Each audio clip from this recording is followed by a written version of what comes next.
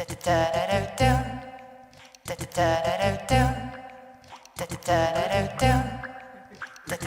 in the air? Hell yeah. We just do a bit of an intro and then introduce you. Word 'em up. Good. Okay. Welcome to the Damaged Goods podcast with your hosts, Ill Vibe and Jess Robert. We'd like to dedicate this episode to Alex Trebek, who recently announced he has pancreatic cancer. Can we also dedicate it to Brody Stevens? And Brody Stevens, yes. Brody Stevens is not with us anymore. No. So that's an even bigger dedication. Yeah. But yes, we found out that Alex Trebek had cancer, and Anthony cried because Jeopardy has literally been our lives for like the past few months. That's not even why I cried. I cried because it was such a real moment. Yeah. And the way he shared it was so classy. It's like one could only hope to go out with the kind of class he's going out with. Yeah. I mean, just for anyone who didn't watch his little like 1 minute and 20-second video, he's on the set of Jeopardy and he literally leads it with like, information for you. This is for you guys. It's like 50,000 other Americans. I've been diagnosed with pancreatic cancer. What a selfless way to even make the statement. Like 50,000 others. This is not about me. Is a thing that many of us have. And I actually learned, because I talked about this week on Sirius, and people were tweeting at us because I accidentally called it prostate cancer. But that pancreatic cancer is even harder to detect. So it's like, it really is like a learning 3% survival rate. 3% survival rate. Because he has stage 4. Stage 4. And so it's really a teachable moment to be like, this is one you haven't thought about.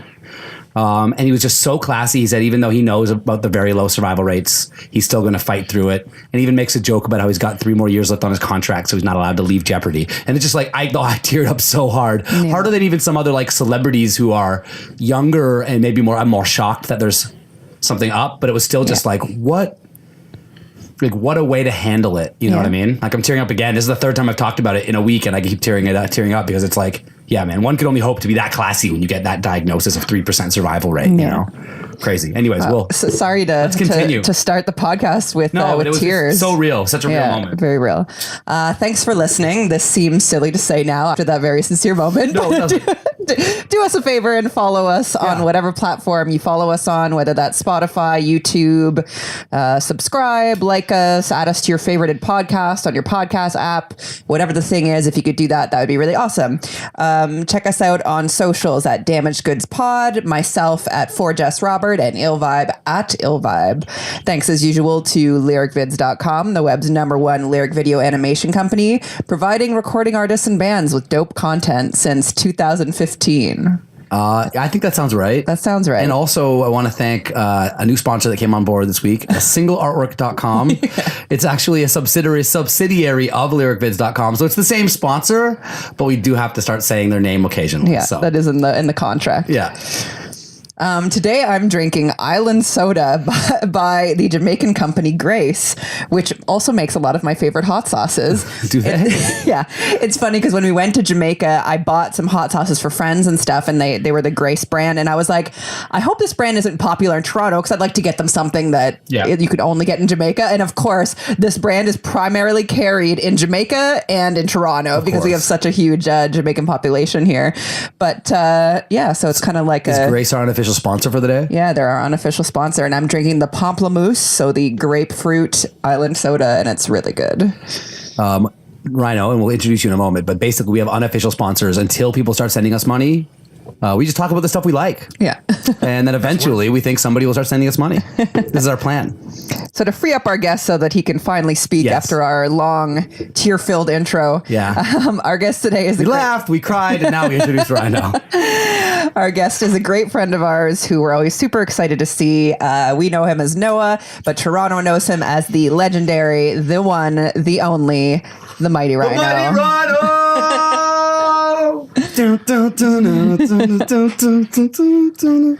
Y'all ready for this?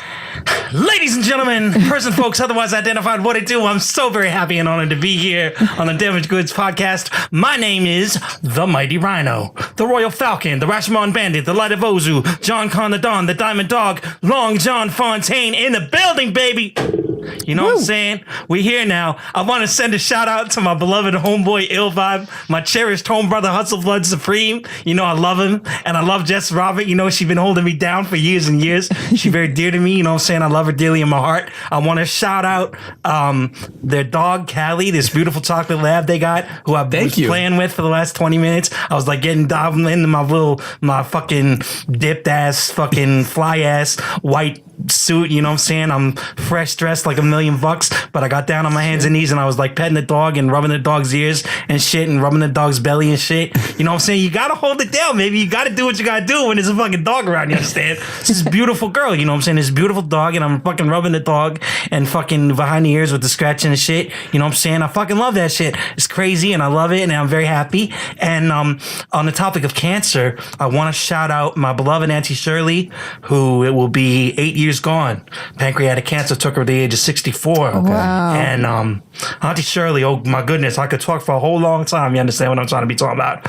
And my Auntie Shirley, very dear to me, cherished even now, you know what I'm saying? Soaring through the afterlife, soaring through the Outback Kingdom, you know what I'm saying? And she brought a lot of light into this world. She brought a lot of love and a lot of integrity and a lot of dignity and a lot of warmth and a lot of compassion and a lot of tenderness. And she raised me with those values along with my mother, who's also departed, who it will be, let me think about this, 1997 means it'll be 22 years. Wow. So shout out to Viva, my mother, and Shirley, my auntie, who both soaring in the spirit world right now, you know, daughters of the kingdom, flying high. I hope they get podcasts up there, you know because this is a good shout out. I love them dearly, and present tense, you know what I'm saying? I don't say that I loved them. I say I love them dearly now because their spirits are still here with us.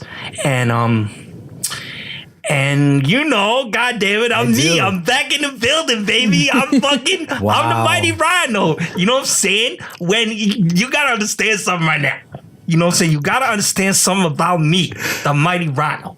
Because when you book the motherfucker for a podcast, or you book the motherfucker for a show, or you book the motherfucker to do a feature on your song, or you book the motherfucker to just do an appearance of any kind anywhere, or let's say, for example, just for a random example, that potentially there was going to be a one-man show about that motherfucker's life. Let's say, for example, that was a thing that was happening, just as a random potentiality. You know it's going to be popping. You know it's going to be lit. You know it's going to be crazy. You know it's going to be just fire and beautiful, and I'm going to bring the ruckus and the fire and the craziness and just beautiful fucking glorious shit is gonna happen to you because of and inspired by me, because I hold it the fuck down and because I'm a righteous bastard and because I do what I does and I does what I do, and I'm one of the most best and most wonderful people that there is. And primarily the reason why I'm one of the most best and the most wonderful people there is because I'm reflecting the light that I get that comes to me from the other people around me who are the best and most wonderful people that there is. You know what I'm saying? I got a lot of people that I love so dear in my heart and I cherish, and I gotta reflect that love all the time, you know what I'm saying? So that's what I motherfucking do, you know what I'm saying? I'm the Mighty Rhino in the building right now, the Mighty Rhino. What's wow? Well, that is the biggest and best self intro we've ever had on Damaged Goods. That's amazing. I feel like you should have just said nothing. We should have just led with that. I should have just, yep. Man, I'll tell you what, this is, I'm not new to the, what I call the Royal Falcon intro is my favorite. Rhino's a one-of-a-kind dude. I met Rhino through the Toronto hip-hop scene when I was a lot more hip-hop centric, and became fast friends a long time ago. Oh, yeah. I remember the first time I ever was exposed to Rhino was I had gone to see a legendary hip hop group, MOP, perform. I was fans of them since I was like a kid, right? And so I went to see them because I believe Tynan, a friend of ours who's been on the podcast before, Tragic, was Shout involved. Out to Tragic from goddamn Philly movie. Yeah, I love. He was on that show. Yeah. Tragic is great. I fucking love Tragic. That's one of my motherfucking hearts. You know what I'm saying? Well, he's the reason. He's the reason that we encountered each other, because I went to the show and then Rhino's on stage, and when you see Rhino rap, I mean, when you meet Rhino in any capacity, you really realize you're dealing with a one of one. You know, this is like a one. That's what they say when it's one painting, right? There's no fucking knockoffs of this particular masterpiece. And so I saw it and instantly was just like, well, that's super memorable. The way you perform, like your approach to it, your energy, your voice is just very different and very, very memorable. And then I don't remember, and maybe you do. What's your earliest memory of us meeting or like actually speaking to each other? Do you remember anything? Let me think about that. I would have to think carefully. Actually, I mean, or even earliest memory. It doesn't have to be the first time. What do you remember? Well, I mean, one of the memories that I hold really dear is from a period in time when y'all lived on Alcina Avenue at Bathurst and St. Clair West in Toronto, and I was chilling there, and in all frankness, you were phenomenally high. Like fucking out the window blasted, but incredibly lucid. And you took me aside, and this is something that I believe is emblematic of you and something that I sort of understand as essential to your identity and essential to who I understand you to be. You said something to the effect of, what I want in life is to chase and create epic moments for myself and others. You said that feeling when you wake up in the morning and you build and grind your way to a moment where it's like, I'm finna remember this forever. This is beautiful. This is meaningful. This has an impact upon my soul. I want to wake up and chase those dreams and build those moments for myself and the people around me. Then that's going to be the purpose of my life. This isn't, I'm paraphrasing. This is not verbatim quotes, but these are the things that you said. It sounds more biblical when you say it. I like it. It's a lot. I mean, but this is the truest thing I can say about you. Yeah. Is that you live into that credo. You live into that way of being. And so do you, Jess, because it was part of what makes you guys sort of this heavenly perfect pairing, is because y'all have this joie de vivre, zest for life, that you carry into the world everywhere, and it sort of bursts out of you and influences everything you do, and you stick your hand in a million pies because you're always chasing ever richer and more beautiful and more satisfying experiences. I'm glad we're recording this, because I'm putting this down. I'm writing this down. And relationships. Yeah. And because it wouldn't matter without the relationships. That's 100%. That's an important part of this, because I remember when y'all got married, and I, to my eternal sadness, couldn't be there. I wrote about this, and I reflected on the fact that people who have the ambitions that you do, but not your caring, would not perhaps be bad people, but you wouldn't be interesting people. Because there's enough fucking dime store, finance sector drivers out there, whatever, just trying to make a buck. 100%. But y'all are trying to make memorable experiences, and you bring the people along, the people you love along with you, and you lift them up rather than dragging them down. And this is something that's perpetual. Very nice of you to say. Something that's perpetual about you, because every 20 minutes there'll be a Facebook update from you specifically, talking about. Sometimes it's a few hours. Saying it used to be 20 minutes. There were minutes. There were times. Probably the first memory I have of you is Facebook. But you will be saying something about something that's designed to give other people a window into the way you see the world and in the way you that's well said. That things absolutely that is what I attempt to do, because you don't want to. It's a sort of this is a very memorable phrase, actually. The Reverend Dr. Martin Luther King Jr. This is in an entirely different context, and it's sort of blasphemous to be talking about this in this way, but it's a very memorable phrase. He says, we must develop a kind of dangerous unselfishness. This is from his, if I recall correctly, this is from his speech, I've Been to the Mountaintop, which is in 1964. It's a beautiful speech. And he talks about dangerous unselfishness, the kind of unselfishness that allows a person to give of themselves truly and fully and in a very real way to uplift other people. Now, that was in the context of a socio-political upheaval. And certainly I would say he's a lot more selfless than I am. There's obviously the reason I'm quoting him is because of the memorability of the phrase, not because it's an exact analogy. But not to cut you off, because I think, and I don't want to go on too much about how great and selfless I am.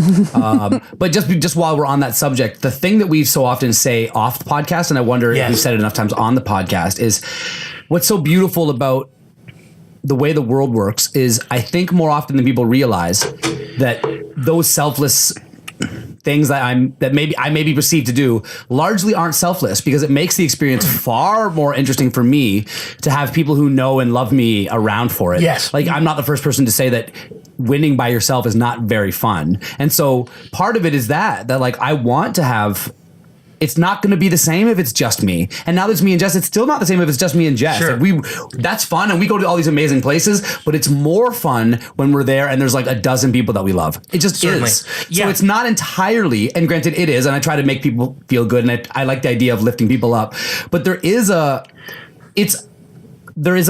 selfish side to it, in that I have a richer and better experience when other people win around me. Sure. And when I'm open with the information about how I win and ways that I look at things so that you could win better and more easily. Sure. The reality is, I get a little kick and a little payoff when someone like Skeevious Tips, a local rapper here in Toronto, starts taking some of that advice and doing so well. And it's just like, I get something out of that. You know what I mean? One day when I go, I'm not going to be like, I'm really glad I kept those secrets. I'm really glad I kept all this secret sauce for myself. No, I'm going to be like, I'm really glad that 100 people sent me enthusiastic. Yeah. I'm so glad you told me about this thing, or thank you for opening my eyes to this thing. Or you did this work for me. Or way more fun. Yeah. I feel like a cooler person. It lifts me up when those messages come in.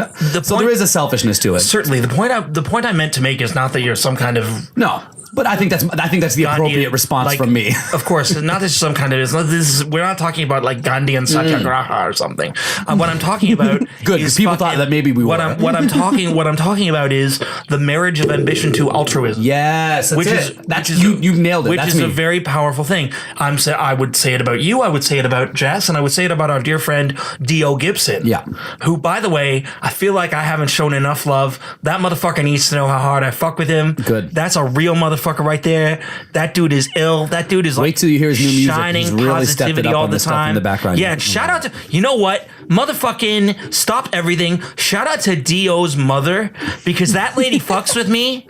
I think we need to stop everything. I forget her name. Mom. I forget her name. I really wish I remembered it. I know his partner is Angeli, but I don't know his mother or his father's name. But I know that his mother has seen me perform, and she still shouted them out on our podcast, and no one else has done that. And I'm just very honored by that. Whenever older people fuck with my music, whenever very young or very old people fuck with your music, it's like, fuck yeah. I like it. You know what I'm saying? Yeah. Like, I have this great story. Well, it's great to me about my Aunt Karen, who is 75. Okay. And she was 74 last year at my album release show for my second album, We Will No Longer Retreat into Darkness, which you can get if you Google the words We Will No Longer Retreat into Darkness along with the words The Mighty Rhino.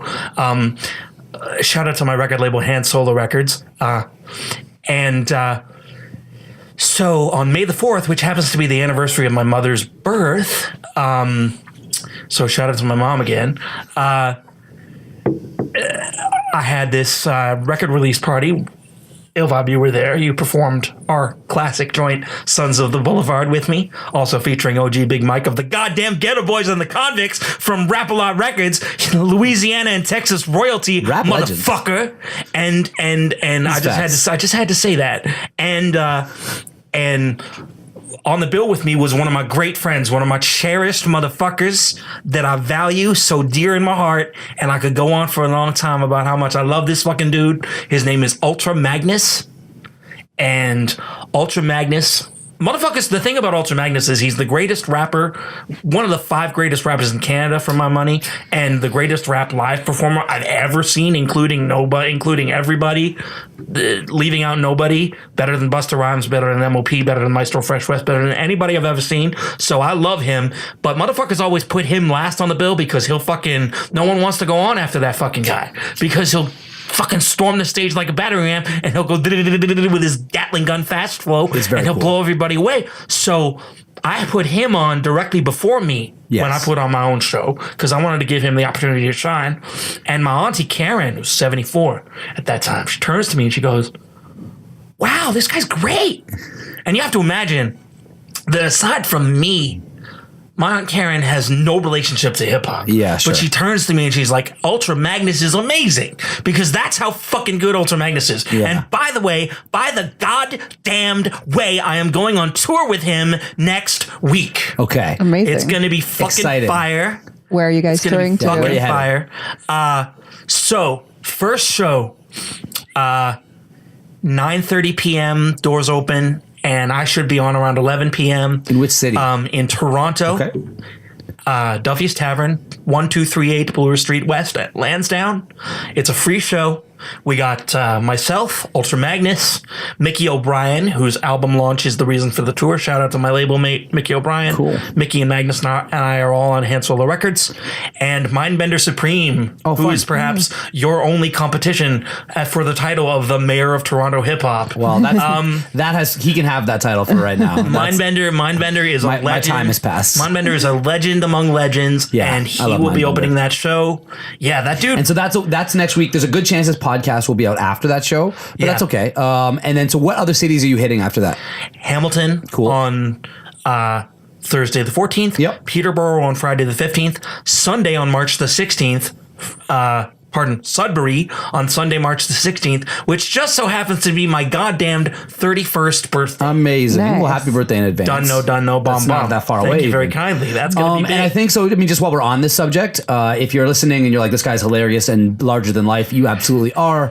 And people can follow you on socials and stay tuned for other shows as you announce them. If y'all fuck with me, I'm very honored. First of all, anybody who fucks with me, just that's means a lot to me.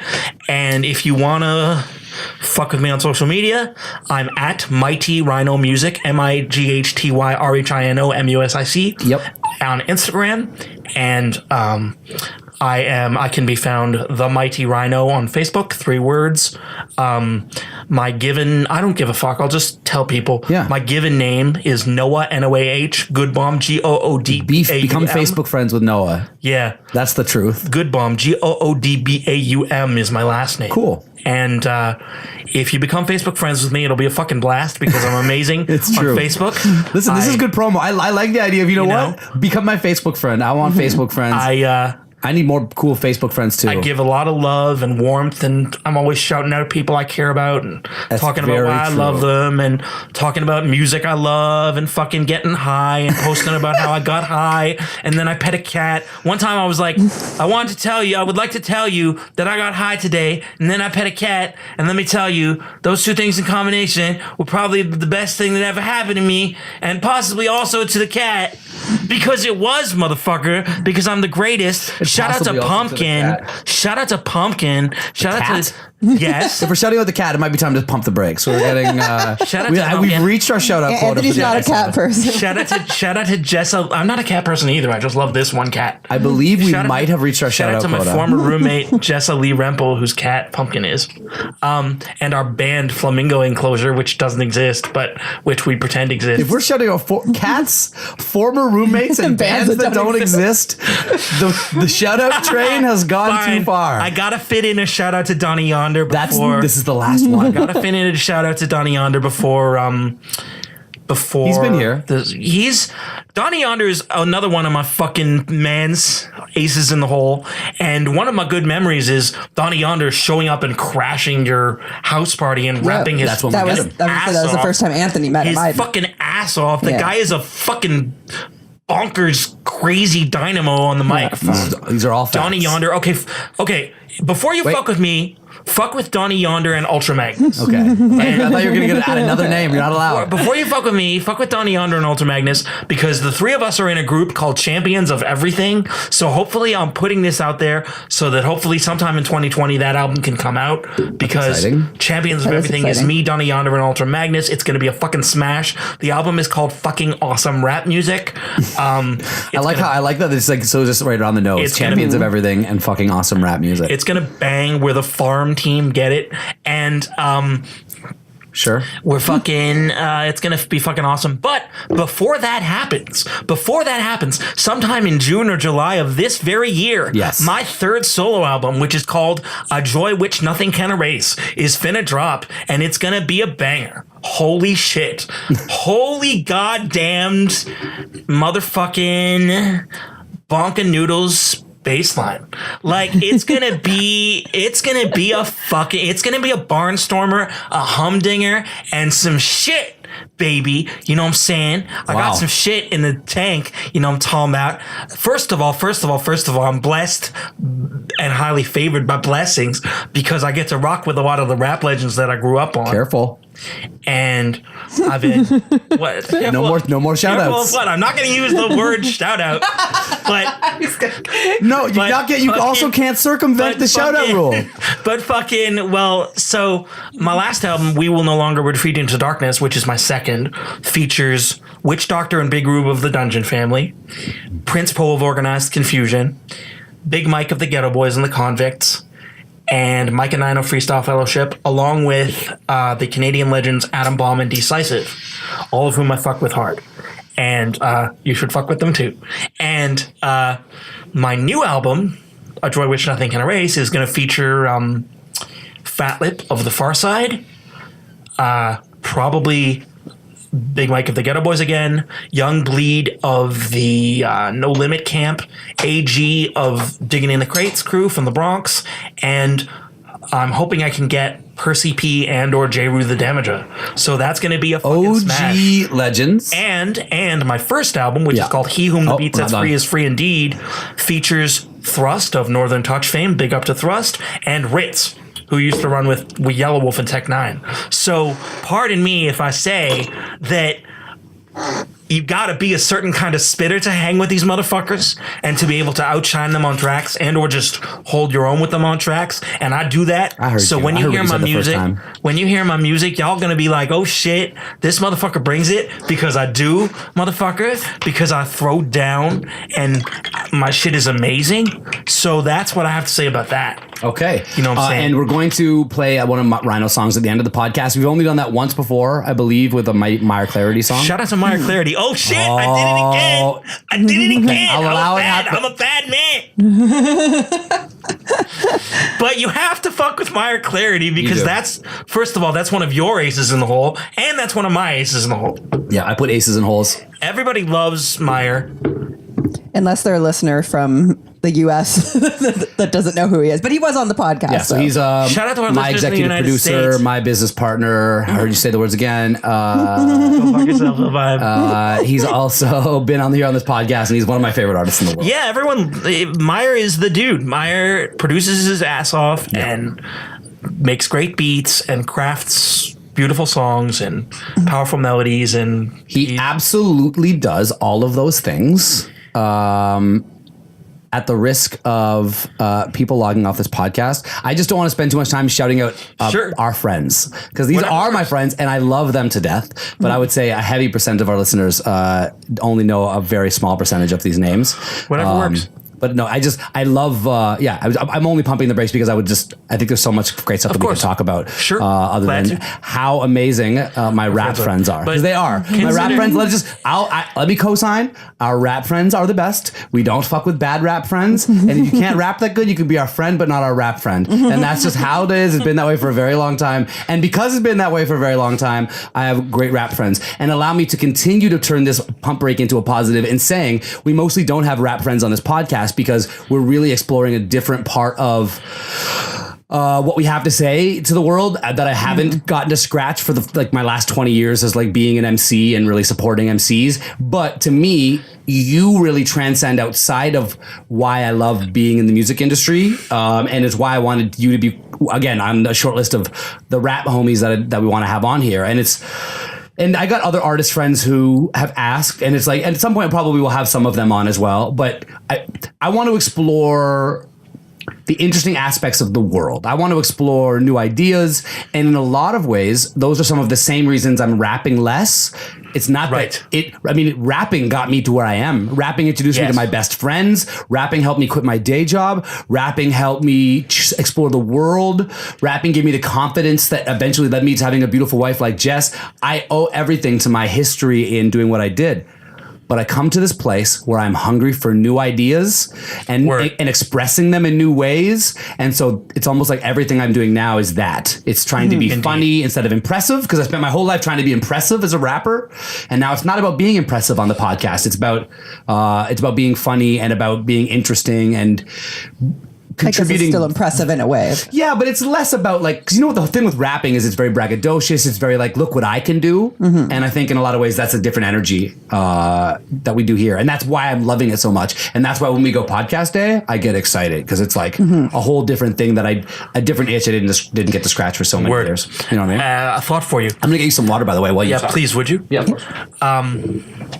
Well, I have to wait till Lily's back to bring up the particular topic I had in mind. But in the meantime, what's good with y'all? I appreciate y'all fucking with me. Shout out to Jess Robert. I'm not going to stop saying that word. I ain't going to stop saying shout out because it's necessary. Best of shout out at the end of that. Yeah. Whatever works, man. But anyway, I wanted to get your permission to bring up an unreleased song of yours that I wanted to praise. Oh, sure. Yeah, sure. Let's do that. But only just so we can have some structure. Let's do that and then move off music talk. But sure. But I am curious what song of mine you love that it ain't out yet. It's called Heart Say, and it's very beautiful and very intricately crafted and very. Did I send it to you? Sort of heart. Yes, I couldn't recall. Yeah, you did. It's very heartfelt and intimate, and Illy at your best. You have a lot of records like this. One Man Army is another. Where you just sort of lay your soul open on wax. And I would also make a special point of crediting Find What You're Looking For, which was given stellar vocalization by the amazing Megan Norton. Yeah, we love it. Because these are the kind of joints where you really put your soul on wax. And Heart Say is another hit that's going to come out. When's that one coming? Comes out March 22nd. So I would guess. Oh, it ain't too long now. No, yeah. So it's like 2 weeks from now, basically, something like that. And for the listeners, it'll probably be out either just before or just after this podcast. But if you're looking for new Illy, that is coming really soon. And I will say, that's what I try to do. My thing is, I was never the fastest, craziest rapper.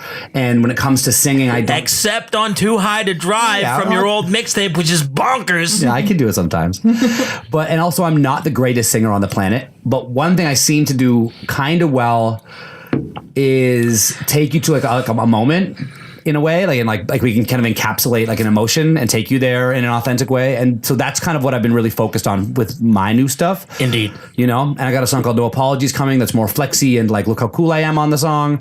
But it's still very much a moment. And then I've got lots of others of these types of things. You got a jam called Another One with Veronica. Yeah. But seriously, for my rap nerds, you need to hear Too High to Drive, which also features Casper the Ghost. I don't even know where that would be right now. And an amazing dude named K-Mac. K-Mac might be on Bandcamp because my Bandcamp still exists. Yeah, it is. It's out there. It's on Bandcamp. I still listen to it all the time. That's how I know. That's how I know where to find this song. It's called Too High to Drive, and it features Casper the Ghost and K-Mac. K-Mac is K-E-H-M-A-K, and Illy and K-Mac and Casper all go nuts on this song. It's true. It's the beat from Bang Bang There Goes Your Heart by Ariana Grande. Yeah. And it's just a festival of beautiful rapping. It is a festival of beautiful rapping. Ill Vibe comes closer to that sort of 1993 Method Man vibe than I've ever heard anyone get, which is the highest compliment you can possibly pay. So. It is, and it's why I got to that moment. I was like, I did it. I scratched my Method Man itch. This is what I've been trying to do for 10 years. And then we retracted. And now I'm having more fun singing, as the listeners know. That's great. While we're... I can sing too, by the way. I know you can. Motherfucker. It's true. We've heard it. You're very kind. While we're switching off the rap topic, it actually is a great time to bring up one little scenario I wanted to throw at you based on our last podcast, actually. Sure. So for any listeners that didn't hear the last one, and for Rhino over here, on our last episode, we talked about the hypothetical scenario of a nuclear attack and what we would do essentially if there was a nuclear attack like somewhere in the States, but close enough to us that we should be concerned. That we should be concerned, and there's going to be radiation, or kind of we talked about what we would do, and we said, we'd call our friends who have a cabin up north, see what their ideas were. We'd probably end up going to like Thunder Bay or something, getting an Airbnb. Anyway, so we talked about all these things. So now my follow-up question is, I have a new scenario for you along the same lines of that one. So the nuclear thing happened. We're up north now. Then all of a sudden, nuclear war is happening. So it's like end of days it's not just type one thing. It's like that first bomb. But we're safe. Let's say up north near Thunder Bay, or even further up north. We're safe-ish.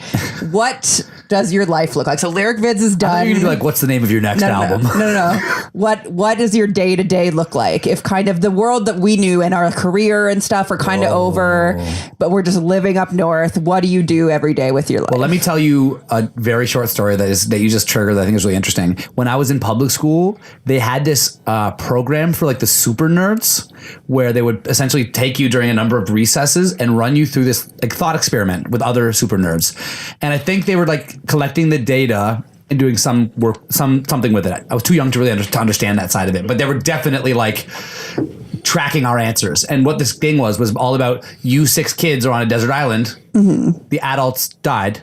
What would you do? Mm-hmm. And they kind of helped us walk through the like, what would you do? Kind of solve that problem in your mind. And even at a very young age, I remember it was about like, well, what would we eat? And they're like, good question. And then they kind of, it was like they were holding our hands because we were fucking grade 5s and 6s at the time. Mm-hmm. You know what I mean? So now as a grown ass man, I know it becomes about those things. You and I would sit down and talk about, well, these are the things we need. And we don't just need them now. We need a long-term plan for where we get these things. Mm-hmm. So for example, if food is scarce or there's any issues with food, everything else would be built around making sure we have lots of food. You know what I mean? If there's lots of food for whatever reason, I don't know why there'll be lots of food in this nuclear holocaust, but then we would maybe be worried about something else. But security, food, safety would be once those things were solved, we could then start talking about is our marriage healthy right now? Yeah, so that's a great answer, but I want to go a little further with it. And so let's just say that everything is fine. We have enough food. We're in a community where it's like we're in a small town where there's enough food. We're all supporting each other. We're not at risk of radiation or anything. We're good in the area that we're in.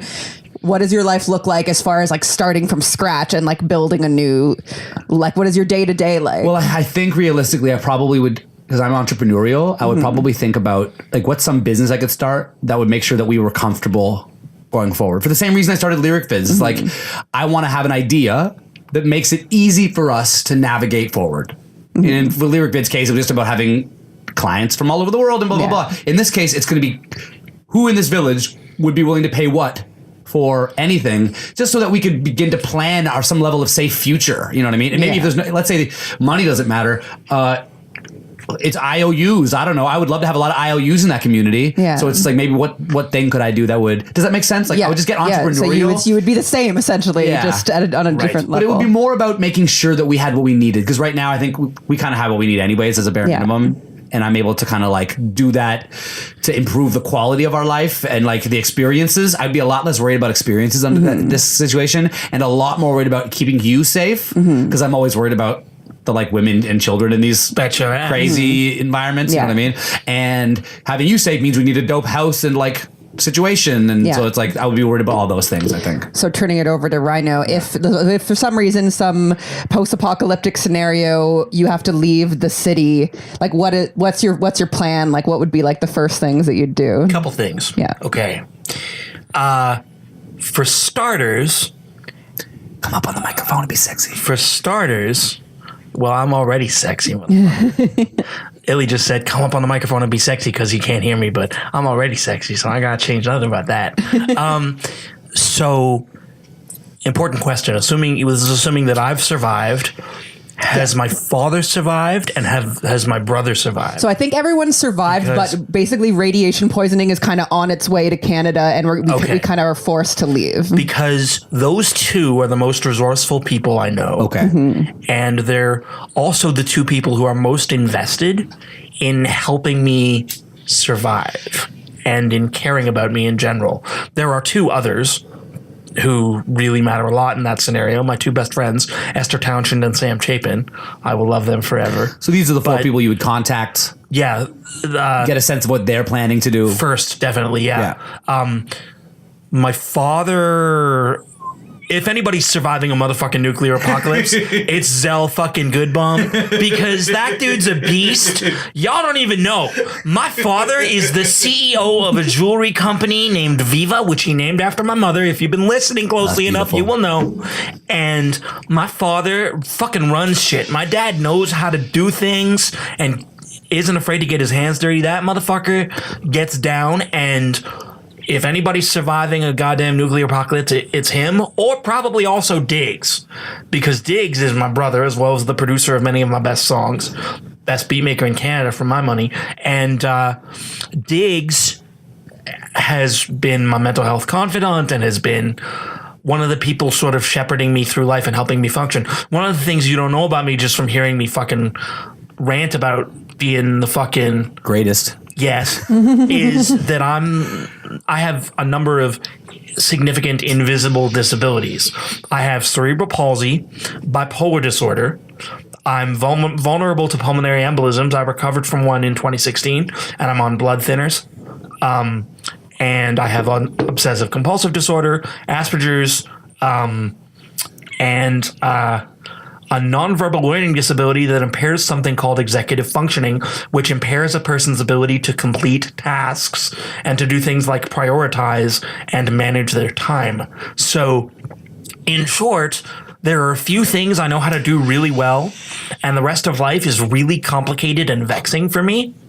And my dad, who's very powerful and efficient and capable, and my brother, who's also very powerful and efficient and capable, but also has a wealth of compassion and tender brotherly love for me, they're the people who basically help me navigate my day-to-day. Sure. And my two best friends, Esther and Sam, they're also lifelines for me because they're my absolute touchstones at the end of the day. I could probably survive any catastrophe if I still had Esther and Sam. So, you know, they're just incredibly, indescribably precious to me. And there are probably 20 or 40 other people who would merit mention in that category, in that the word I'm looking for is, I'm going to find the fucking word, company, in that company. But Esther and Sam come first. And, but generally speaking, I would assume that I'm easy prey for people who want to become aggressive or predatory in that kind of a scenario, because I'm very meek, I'm very gentle, I'm very warm, I'm very tender, I'm very trusting, and I'm also enormously fat. So I wouldn't say enormously fat. I weigh 300 pounds. Motherfucker, I'm a fat man. Do you actually weigh 300? Exactly. You weigh it well. You do not look like that. You weigh it well. Maybe, I mean, I was down 10 pounds last week. I just gained it back. So maybe I lost it again. I don't know. So you don't look a pound over 290, my man. You're very kind. In any case, shout out to fat people, and don't listen to what other people have to say about your bodies. Y'all do what works for you. Yeah. Anyway, because if I'm on my own, I'm probably fucked, because I have a difficult time resisting giving. Yeah. You'd definitely be the person in the zombie movie who sees like people who need help, and you just let them in, and then they rob all of you or whatever. Kind of. Basically, not to put too fine a point on it. Okay, but because I am also the Mighty Rhino, I also have a unique asset. Check it out. I am the royal falcon on the arm of the Almighty. I unfold the drooping wings of every broken bird. I am the royal falcon on the arm of the Almighty. I unfold the drooping wings of every broken bird, and started on its flight. Motherfucker, I can go on for hours singing. And you know, I have a gift. I have the unique capacity to sing songs and write rap songs that move people and that become indispensable. I'm just going to say it frankly. I have the capacity to make art that becomes indispensable to people's lives, that matters to people, that moves them on the level of the soul, and that, you know, makes a meaningful difference to people. Yeah. I have a song called Company Policy, which I wrote about the experience of being broken up with by the first woman with whom I ever fell in love. Also the first person with whom I ever slept. And it's an enduring classic of Canadian hip hop because the perspective it expresses resonated with people, and perhaps 50 or 100 people have told me that song means the world to them. Some people, it's their favorite song. One dude, my man Michael Boland, told me he thought it was the greatest love song in the history of hip hop. So these are things, and if you Google my album, He Whom the Beat Sets Free is Free Indeed, or you look up the lyricvids.com lyric video, Company Policy is on YouTube, Spotify, wherever the fuck you want to go. Yeah, it's a great song. These are so I have the capacity to make songs that move people. So you're saying this is going to help you in the apocalypse? Yeah. So if there was no internet, no nothing, you would still make music. People would just gravitate towards him. There'd just be, you know how in apocalypse movies they're always like, everyone says to go north. It'd be because he was north. Yeah. You know what I mean? He's singing up in like Sudbury or something, and people are like, go to Sudbury. And he definitely becomes a prophet after. Let's be very real. Rhino definitely becomes a prophet after a nuclear holocaust. I do call myself the people's prophet. You call yourself many things. Most of them are pretty braggadocious, but I co-sign at least 80 to 90% of them. The Royal Falcon actually is not my coinage. It's a phrase that the prophet of the religion I subscribe to, Baha'u'llah, uses to describe himself. And the song I sang wasn't mine either. It was by my friend Manera Sparrow, and the Royal Falcon song. So you're saying is you're a thief? No, I'm just joking. But the Royal Falcon coinage is not mine, and I have spiritual power and intellectual firepower and emotional capacities that create in people the desire to be around me, first of all, but then also to help me. People often sense that I'm vulnerable, and I have the great good fortune that people go out of their way to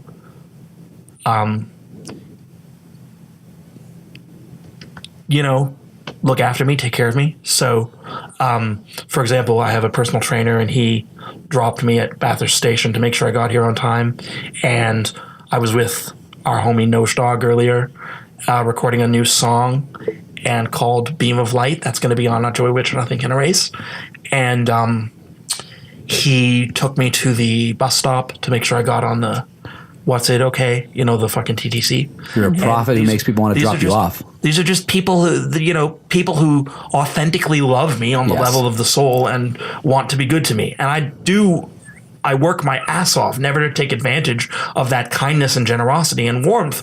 But if I have a shot at surviving the nuclear apocalypse, which frankly I don't think I particularly do, if I have a shot at surviving, it's the fact that I have within me emotional, intellectual, and spiritual value that people respond to and would want as part of their lives. I have a follow-up question. Sure.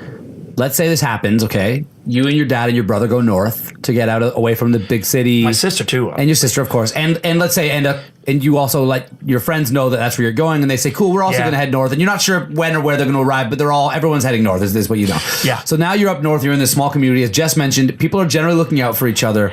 And you notice that people are really look to you in that role. And as this, like, you sing each evening and they gather around you. And you really sense that like the outside world is getting scarier and scarier, and people kind of view you in this way. Do you start wearing like robes and stuff to like play into it? Well, ideally, if I have robes, I'm already wearing them. Okay, that's like the best answer you could have given. Like I don't own any robes anymore, but I did at one point own kurtas, which is a form of Indian dress wear. Mm-hmm. And my kurtas don't fit me anymore, and I've been accused of cultural appropriation for wearing them. Yeah. Mm-hmm. So I don't wear them anymore, but I was at one point wearing kurtas quite regularly. But you're pro-robe. Right now, I'm very pro-robe.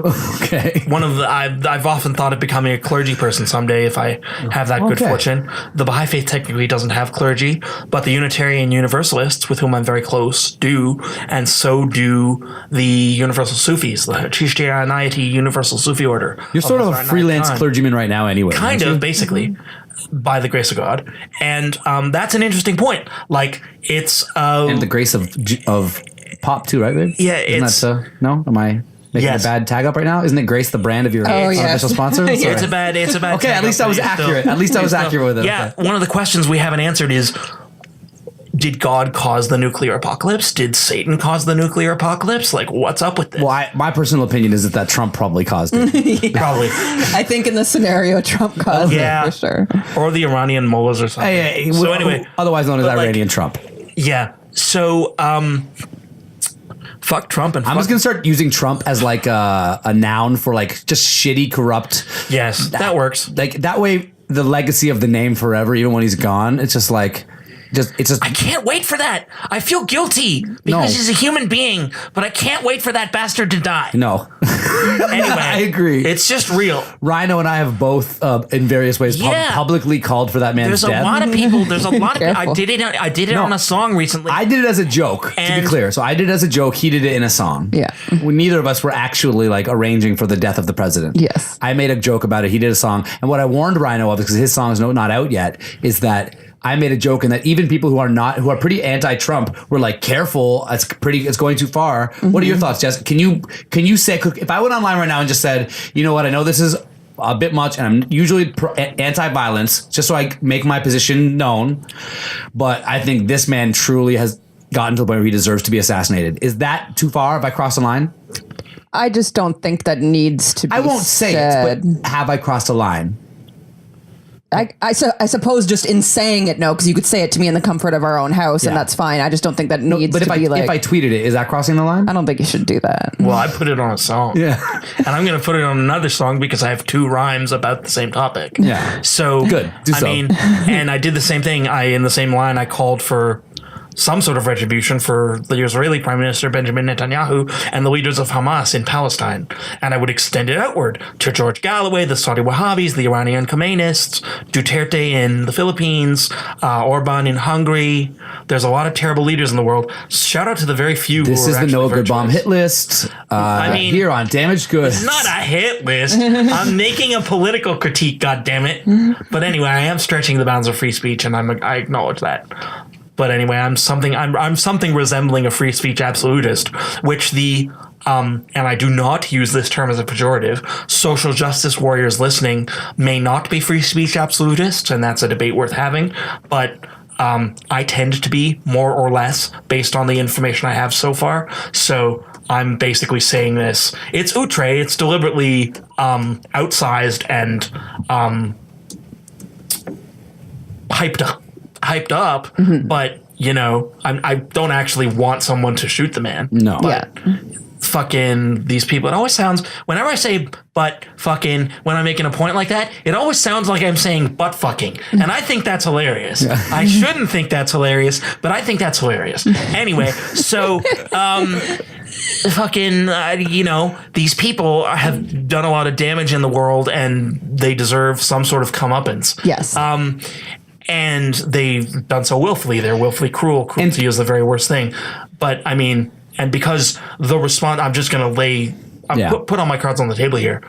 The point of being human, the purpose of having a soul, is to love and to be kind. Mm-hmm. And that's the essential truth, which it is the responsibility of every human being to learn and to act out.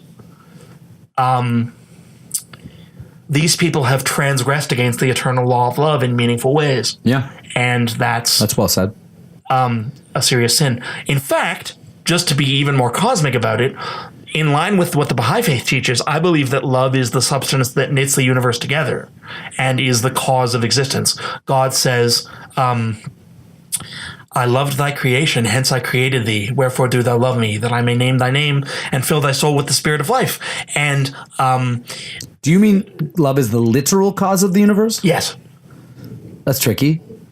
And I mess with the metaphor less than the literal science of love is the cause of the universe. Well, you don't have to. I don't. No, of course. No, I'm just and here also, for the discussion. It rhymes with a ridiculous invention of my mind that I made up when I was like 8, where there were 2 gods, a man and a woman, and the male god invented Judaism, Christianity, and Islam, but the female god invented Hinduism, Jainism, Sikhism, Buddhism, and the Baha'i faith, and Zoroastrianism. And the male god was very aggressive and vengeful and mean, and the female god was very wonderful and warm and caring and tender. And when you saw extremist Hindus or Buddhists or peaceful Jews or Christians or Muslims, it was because they had gotten into each other's business like married couples do. And the literal act that created the universe, the Big Bang, was them fucking. And that's why the world exists. And the world would be perfect heaven if she won, or perfect hell if he won. But they love each other and they stay married and they get through their shit. And that's why the world is so complicated and so racked with challenges and conflict and alongside transcendence and glory and beauty, because it's a married couple working their shit out. And try to stay on the microphone as much as you can. We're fine. I still basically believe that. I believe in the devil now too, which is complicated. But anyway, this is just a fundamental aspect of the way I see the world. And if, for example, you are listening to this podcast and you decide to engage with me via my social media or whatever, these are the kinds of discussions I sometimes have on Facebook or on what's the other one? Not Instagram, the one, Twitter. Sure. Twitter, and where I am at Mighty Rhino. I would love actually for people to follow me on Twitter. Holy shit. Nobody follows me on Twitter, and it would be very dope for people to follow me on Twitter at Mighty Rhino. I only tweet about once a week because I have no idea how to keep my ideas brief. But how many is 48 characters? 240. It's not 240. Yeah, Jess has literally never been on Twitter. I don't like Twitter. 48 characters. Oh, sorry, 280. My name is longer than 48 characters. It's 280. Yeah, well, my titles are longer than. Yeah. Yeah. So, but anyway, Facebook and Twitter, these are the kinds of conversations I have. I routinely talk about my faith. I talk about geopolitics. I talk about the Israeli-Palestinian conflict. I talk about the goings on in Iran and in Europe and in Saudi Arabia. And I try to stand up for human rights perspectives and universal human values and human dignity and the Universal Declaration of Human Rights of 1948. So if you're big on human rights in 1948, if you at Mighty Rhino, that just happens. 1948 just happens to be the year when 1948 just happens to be the year when the Universal Declaration of Human Rights was issued. But shout out to Charles Malik. But you've completely blown the shout out rule. Go fuck yourself. No vibe.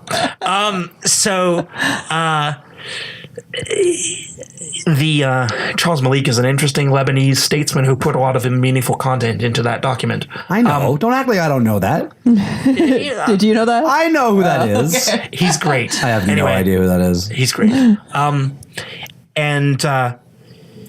At Mighty Rhino on Twitter, Noah Goodbaum on Facebook, NOAH GOODBAUM, M like Martin, or at Mighty Rhino Music on Instagram. I love it. Also, the Mighty Rhino on Facebook. I have one of those page things. So at the risk of going full on Vice magazine, I read one of my favorite like Vice magazine style articles this week, and it was, what do you got? Neuroscience lists 5 ways to be happy. And at first, my whole thing is I click on these articles to be like, yeah, right. Because 90% of the time it's like 9 ways you can improve. It's all bullshit. They're just trying to create a list because lists are hot in journalism right now or whatever. But the kid read it and it was actually interesting. And so I report back on 5 ways neuroscientists say to be happy. Do you guys want to play it? Want to do this one? Yes. Let's do this. First one, this is easy. I have a request, however. Yes, of course. Can I have some more water? Yes, I brought water in. Fuck yeah. We were having a discussion earlier about how water is sexy, and because water is fucking sexy. I'm about to take a glass of water to the face right now. So the first way that neuroscientists say you can be happy. This one's easy. We'll build up to the exciting and interesting ones we're talking about. But the first one is worth mentioning: lots of sleep. Sleep is a direct connector to being happy. Oh, man. I listened to a podcast last night about what happens when you don't sleep. And it's like the first day you can go in full first night without sleeping. And then the second day you're golden. You could be like running on adrenaline and you'll be more easily upset and you'll be sort of in a weirder place, but you can get through the first night. And they start talking about after the second night, you start hallucinating. Yeah. After the third night, you are fully in hallucinatory mode. Yeah. And they talked about how in an experiment, a rat actually died from not sleeping. So it's Holy shit. It's super intense. So just to make a really extreme example, sleep is essential to your brain. It's just like to think that if you didn't sleep for 4 or 5 days, you would go crazy and then die maybe. Well, I mean, I've been there, motherfucker, because bipolar disorder makes you manic and mania means you can't sleep. Mm-hmm. So I've had the experience of being up for 3 days straight. And you start to... That shit is wild. Lose touch a little bit? Yeah. Oh, yeah. Woo, shit. I mean, some crazy shit happened to me the last time I was manic. Nosh Dog really helped me off the ledge with that one because he was around and he helped me. But fucking hallucinations, and it's also Mania's fun, so it was kind of hilarious. Yeah. Because like I forgot how to brush my hair, and that was ridiculous, and I got dressed to go to the hospital wearing all of my loudest clothes at once. So I put on like a giant white cowboy hat and my beautiful blue suit, and I put on my pink shirt. That's and amazing. Bright purple to go to the hospital. I mean, if you have to go to the hospital, you might as well make it fun, right? Yeah. So I'm just like a made myself rhinestone happy. cowboy. Yeah, man. And I read the T.S. Eliot's 4 quartets, and it blew my mind. And anyway, so Mania's lots of fun, but fucking I hadn't slept in 3 days, and I had the worst case of blue balls in the history of the world. So, shit got pretty fucking If I haven't real. slept in 3 days, I've jerked off a lot, actually. So, Maybe that's why you weren't sleeping. all right, jerk off, have a nap, and we're coming back for number 2. Is that, I was just saying, is number 2 No, it isn't. masturbation? I was wondering if I was going to do this ridiculous laugh at some point. He's going to be manic by the end of the episode. Okay, so the second one, this is interesting. Listen to music from a happy time in your life. And then it talks a lot about how, we all know about how music could really take you back somewhere. We've all heard, you listen to like a song from like grade 4 or 5 and you legit can like remember things better from that era. Music has that power, but they just talk about how music from a happy time in your life will actually activate your brain as if you're there in that happy moment, and will like that's beautiful. prime the system to get you feeling in that same way again, so that will actually potentially have residual I'm petting effects. a dog right now, and everybody needs to know. That's not on the list, but it should be. I'm putting Pet Callie on the list. Just on the music note, beautiful dog. it can work in the opposite way too, not to be a Debbie Downer over here, but my friend who passed away when I was younger had sent me a song the day before he passed away. He was like, oh, you should listen to this song. It's really good. It's by a band called Mogwai. Oh, Mogwai. Yeah. And, Mogwai are good as hell, bro. Yeah. Shout out Mogwai. So the song was a very sad song too. It's just purely like instrumental. It has some like haunting vocals, but no actual like lyrics. And it was a really sad song, but at the time I was just like, oh, this is kind of sad, but I didn't really have any sadness to like connect to it. What was it called? Something with the word freak in it. I'd have to look it up. I know it has the word freak in it. I'll find it. Sure. I wanted to say freak on a leash, but I'm like, no, that's corn. No, That's that not is the song. decidedly not the song. It's like hunted by a freak. I think it's Let's something call it like Hunted by a that. Freak for now. Anyways, and so next day he passes away, and then it was on a playlist of a bunch of songs on Winamp. This is how long ago that was. Shout out Winamp. And it came on, and I remember it giving me like almost like a seizure-like reaction where I was just like so filled with like emotion that I was like shaking and stuff. And then I took it off the playlist, and since have not listened to it because I'm worried that it will like stir like that emotion. Yeah. So I think in the same way that like a song could be extremely happy from a happy moment in your life, I think there could also be a song that's like extremely triggering and sad, Very much so. Yeah. I've been lucky so far in that most of the very sad songs in my life I can enjoy listening to. If anyone listening is a fan of very sad songs, I would shout out 2 in particular. One is called Vertebrae by an artist named Christine Fellows, Fellows, and the other is Matthew 25:21, which is reference to the Bible verse, which is 25:21, by the Mountain Goats, who are my favorite band. And both of those songs are about death. And they are magnificent and beautiful. And like every time I listen to them, it fucking destroys me. It shatters me anew, but it's like getting pulled to the edge of nothingness and back out into life. It's like super beautiful. And I have the good fortune that most of the music that both my late Mama Aviva and my Auntie Shirley liked was very happy. So I can listen to most of it and experience the joy of their memories. My Auntie Shirley, of blessed memory, was a particularly big fan of sort of sun-kissed like 40s and 50s pop love songs that you hear on AM 740. And I remember there was a moment shortly before she passed away, like she's in the spirit world now, but she took me in her arms in the middle of her kitchen and danced with me. And we were dancing to Sam Cooke. If you ever change your mind about leaving me behind. Get it, Illy. Whoa, bring it to me. Bring your sweet loving. Bring it on home to me. Yeah. Whoa. I want a Sam Cooke song for every other one on this list. Oh yeah, too. and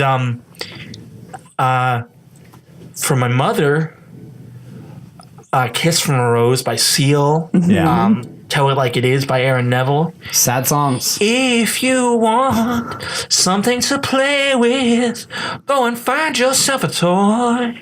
Oh God, I fucking love that song. And Theme song for Yo-Yos, another isn't it? Saturday night, and I ain't got nobody. Pocket full of money because I just got paid. The Cat Stevens That's a cover great record. of Cat Stevens cover of the Sam Cooke song. And my mom loved MC Light, Creedence Clearwater Revival, Tom Waits, a lot of really dope shit. Queen Latifah, she was the first person Are I we heard still of on Queen sad Latifah songs from. or no? Just mom songs? Just songs that my mother and my auntie loved. Okay, cool. Queen Latifah and Teddy Pendergrass, Lionel Richie, Stevie Wonder. Shout out Lionel Richie and Stevie Wonder. Yeah. Just a lot of this classic shit that I can go back to and just commune with my mother and my Auntie Shirley's spirits. That's powerful. By just dwelling on. And my dad isn't a huge music nerd, but if you throw on Leonard Cohen, that motherfucker will go ham. Sure. And it's beautiful. Just my father has this very special and precious relationship to the last Leonard Cohen album that was released when he was 82 and dying. And my dad just loves that record, and when he turns it on, there's this look in his eyes, and it's so gorgeous. And my dad is such a hard man, and he's such a difficult dude, and there's so much about him that's complex and challenging to deal with as his son. Yeah. But when he's in a good mood and when he throws on a record that he loves, I love it's that. like just gorgeous. Youssou N'Dour, the Senegalese singer, is another. If you've never heard of Youssou N'Dour, holy shit, get on that. Youssou is Youssou. N'Dour is capital N apostrophe capital DOUR. He's Senegalese. He's the biggest music star in West Africa. And I bought an album of his on a whim called Nothing's in Vain when I was 12 in the year 2000. Or maybe when I was 14 in the year 2002. I forget when that record's from. And my dad and I bonded over that record, and it's fucking amazing. Don't Give Up on Me by Salman Burke is another record that we both mutually love. Like, oh God. I love it. Flesh and Blood by Salman Burke. That's another hit. What else we got for happiness? Yeah, so the next one is they talk. So you know the whole thing that they tell you where if you're like a basketball player, if you picture taking the jump shot, your brain goes through the. Yeah. So they talk about how picturing your goals and like really thinking internally and really conceptualizing like what your goals are does something similar for you. Your brain is firing on what that means and the implications and how you would even get to that point, and it automatically starts to do some of those things. And then they also say that when you identify, I hate when they say, because I feel like one of those morning show hosts was like, so here's what they say. I fucking hate it. Anyways, they also Kind say, of are a morning show host right yeah, now. no, fuck me. Those people suck. Fuck me. Shout out my friend Jay Brody, who's actually a good morning show host. This is definitely the Shout out shout to out Jessica episode. Crookshank too. While we're talking about hosts, who can you Oh, Jessie Crookshank is go hard the in the best. paint? Yeah, she's amazing. So when you align yourself to what your goals are, then you start to get like that endorphin rush when you do something that is contributing to this goal. It's Yes. like you've aligned your brain to like, I'm trying to whatever, like launch this daycare business. So every time you do something that contributes to that, you get this little payoff, and then you start to reconfigure your mind how it works, basically. Yeah. And that's how they talk about being happier and aligning your happiness with your goals, etc. Does it make sense? Yeah. So that's the next one. The next one, which is super interesting, it just says smile and wear sunglasses. I'm about it. Why sunglasses? Okay, so everyone knows the smile part. When you smile, it like releases endorphins. I love smiling. Where's the sunglasses part? Sunglasses kill squint and can help tell your brain everything is okay. So what's this about sunglasses? Bright light makes you squint. Squinting looks a lot like being worried. So guess what biofeedback that produces? Yep, your brain can misinterpret that as being unhappy. And so I guess the idea is if you're making concerned faces, So this is interesting. You're making stressed faces. Your Yes. brain perceives it as When stress. you're stressed, what happens next when you're stressed? You start to communicate the stress. Yeah. So when you're communicating stress, but your stress isn't what you mean to communicate, I think the idea is that there is an automatic like feedback loop of, oh, I'm stressed.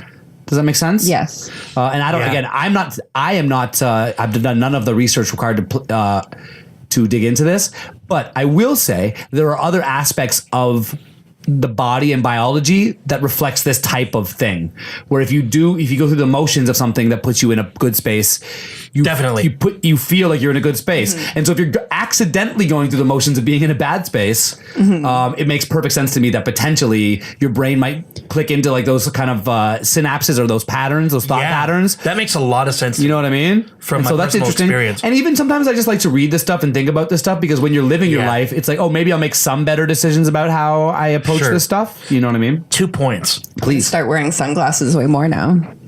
When it's like bright. that. You're one of the Not few inside. people who could pull it off Oh, consistently. I fuck with sunglasses hard. But I anyway. actually have light sensitivity, so I would love to get tinted regular glasses, like either like yellow ones or whatever, like just like with a slight tint, but not like full on sunglasses. I would love that, and that would probably have the same effect. We'll do that soon. Yeah. Yeah. Regarding picturing the achievement of your goals Yes. as a method to their actual realization. I have this very specific responsibility before me now because I'm on week 4 or 5 of a 10-week course, the end result of which is going to be the production of a one-person show about my life. Amazing. So Solo Theater, Tracy Aaron Smith, ran into me on Christmas Eve and was like, I do one-person shows and I think you'd make a great subject for one.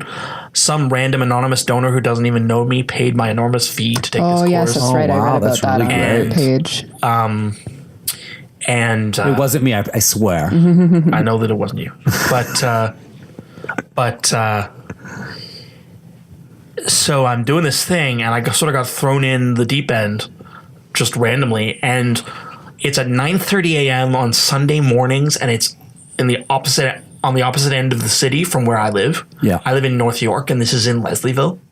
So unless I can crash with our dear friend more or less, my uncle to whom I owe my fucking life, I have no goddamn prayer of getting there on time in the mornings, and it's murder. And just the sheer willpower of forcing myself up, forcing myself out the door, forcing myself to problem solve and to find my way through this, it's a fight. And the director of the course took me aside today and was like, you've been late a bunch of times. Are you prepared to commit to this? And I said I would. And so now I have to fucking realize this goal Yep. and make it real. And it's fucking taxing, but it's super exciting because the payoff is going to be doing something totally unique and wonderful. Yeah. Now, on the point of smiling and Yes. the endorphin release, one thing I've noticed, and I would never have expected this because I grew up disliking exercise.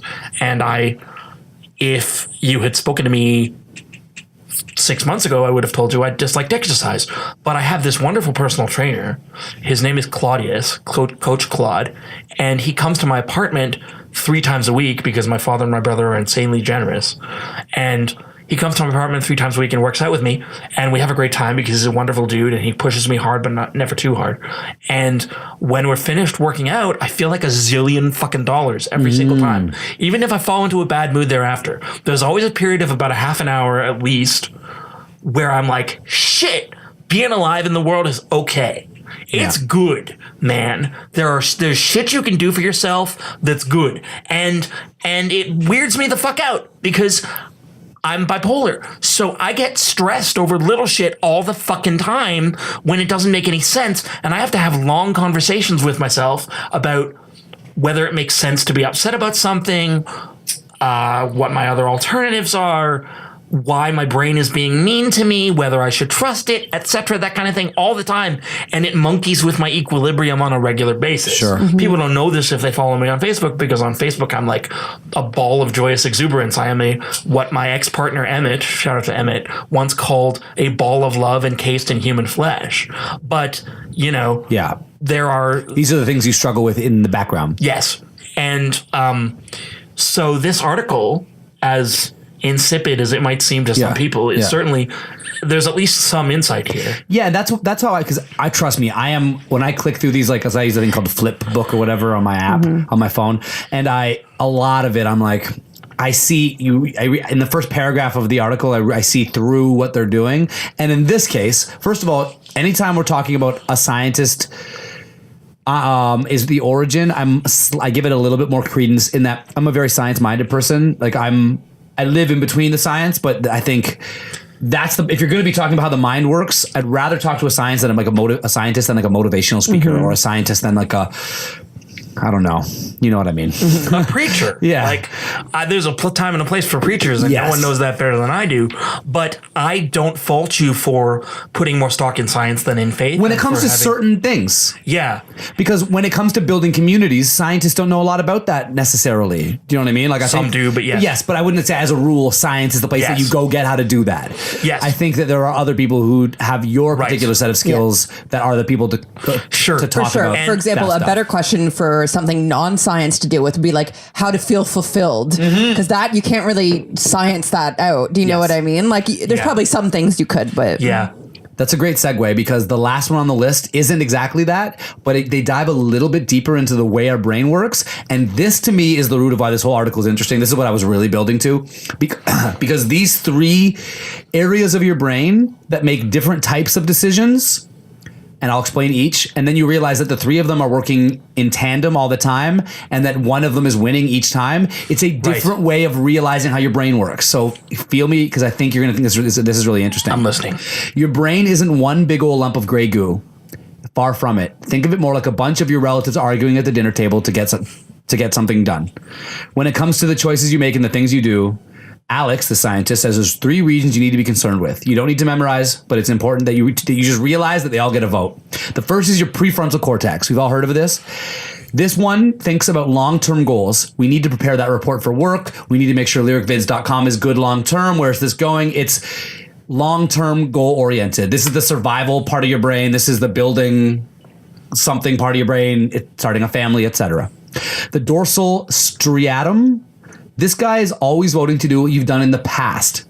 Like when it's time to work, we usually start by checking email 9 times, Facebook, watching Netflix, smoking a joint, scrolling Instagram stories. It just wants to do what it loves to do, and it's always done. It's not at all about long-term goals. It's not anti-long-term goals. It's just not its concern. It just wants to repeat its favorite behavior. And then the last one is the nucleus accumbens, the party animal of the 3.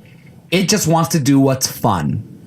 So it makes sense because these are the different parts of your brain and they have different core motivators. One of them is survival, long term. Where am I going? Are we safe? It's making sure that everyone's taken care of.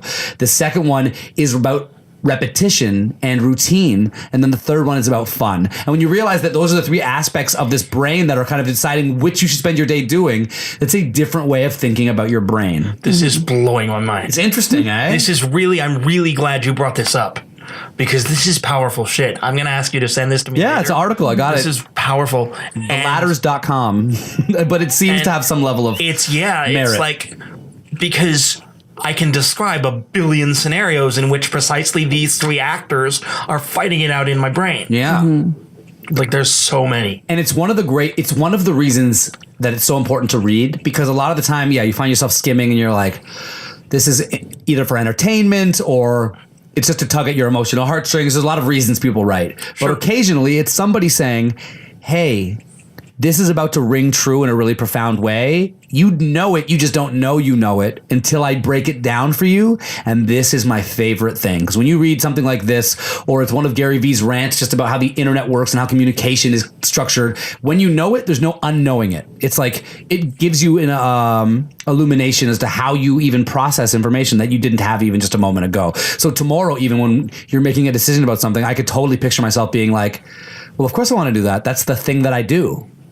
And that's why I interjected smoking weed, because so often I smoke weed not because I'm not high or because I need to, because it's the thing that I do. Right. You know what I mean? Like when I light up my next bowl, whenever that is, whether it's 8:42 right now, whether it's at 8:44 or 8:46 or 8:48, it's not because I need it. And part of my brain was like, hey, where's the weed? Yeah, it might be a little bit. A little bit, but it's mostly that I think that part of my brain has gotten the deciding vote more times than he should. Sure. You know what I mean? Yeah. I'd like to think that the prefrontal cortex, the long-term guy, is winning most of the time. But if you look at my decision by decision through the day, I would say that's probably not the case. Definitely not for me. You know? Yeah. Woo, I'm 31 years old and I do not have a grasp on this shit. I think that's okay. I think I ain't I bet 31 you a yet. lot of 31-year-olds I agree ain't with quite you. 31 yet, but I'm very young for 31. Welcome to the Late Bloomers Club, bro, because I'm with you, man. Often, I was just talking to our homie Fresh Kills, who I saw this week. What up, Yeah, Fresh Fresh is Kills? the man. We fucking love you. And shout out to Holly Horton, too. And I was talking about, I was like, my 20s, I was foolish. And he's like, yeah, that's the 20s. And then I thought in my head, the thing I'm talking about, I was 29 to 31. So it's like, even though I was giving myself, I was foolish in my 20s, it wasn't really my 20s. Like, I was way too old to be learning the lesson I was learning in this particular story. Right. And so it's so funny how often people tell me, they're like, you really seem to have stuff figured out, or like you're really like aligned on like your goals, and those things are somewhat true, but I am such a late bloomer in these areas where I really feel like I just figured out that it's not all about me. I just figured out, you know what I mean, that like what sort of relative truths are, and that all that happened in my 30s. So Yeah. even you're only a couple years younger than me, only I think 4 years younger than me, but for real, the things that you're like, I'm working on are the things I learned in those 4 years. Word. So you are not as far behind as you probably give yourself credit that's for. interesting. Anyway, for me, it's a complicated question because I'm disabled, which retards some aspect of my development and has You're also quite able, my spurred friend. others on. So, And in a lot of ways, I'm glad you mentioned it, because I didn't want to bring up your disabilities, and I wasn't sure the appropriate way to do so. But I think it provides a lot of interesting context about you. I don't give a fuck. You see, I gotta keep it real. when you see the way that you splashed into this podcast and the vividness you shine with to provide the context of your disability. You already motherfucking know. So that's it. Was this interesting to you as well? What do you think? Yeah, no, for sure. Yeah. Cool, eh? I like For what it. it's worth, Jess, it's never been my intention to speak over you. And Oh, no. She's used to me too, by the way. I cut people off like a motherfucker. My new thing, though, is when I do it, I immediately apologize. Been doing this so much lately. I cut someone off and I go, I do that, and I'm such an asshole and I'm sorry, or depending on the person or whatever. It's okay. But I'm trying to be more self-aware when I do it. I need to learn to be more loud and to. Well, what do you have on your planner for the podcast? Let's talk about something you planned. Okay. So we've been hearing a lot about social media monitoring lately. 8:45. It was 1 minute late. monitoring? Moderating. Sorry, moderating. Moderating. Right. So we listened to a podcast. Joe Always Rogan here was for monumental jokes.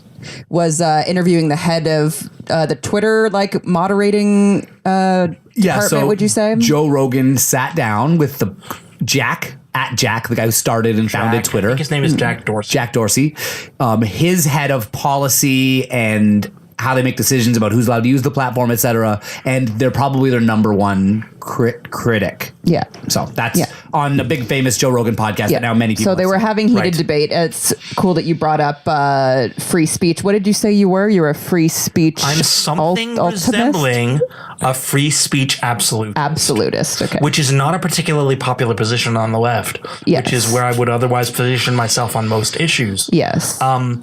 But there's some interesting context here. I mean, I have a very good friend, someone I dearly love, not someone I know terribly well, but someone who matters to me a lot, named Sarah Beamish. And she is a feminist law.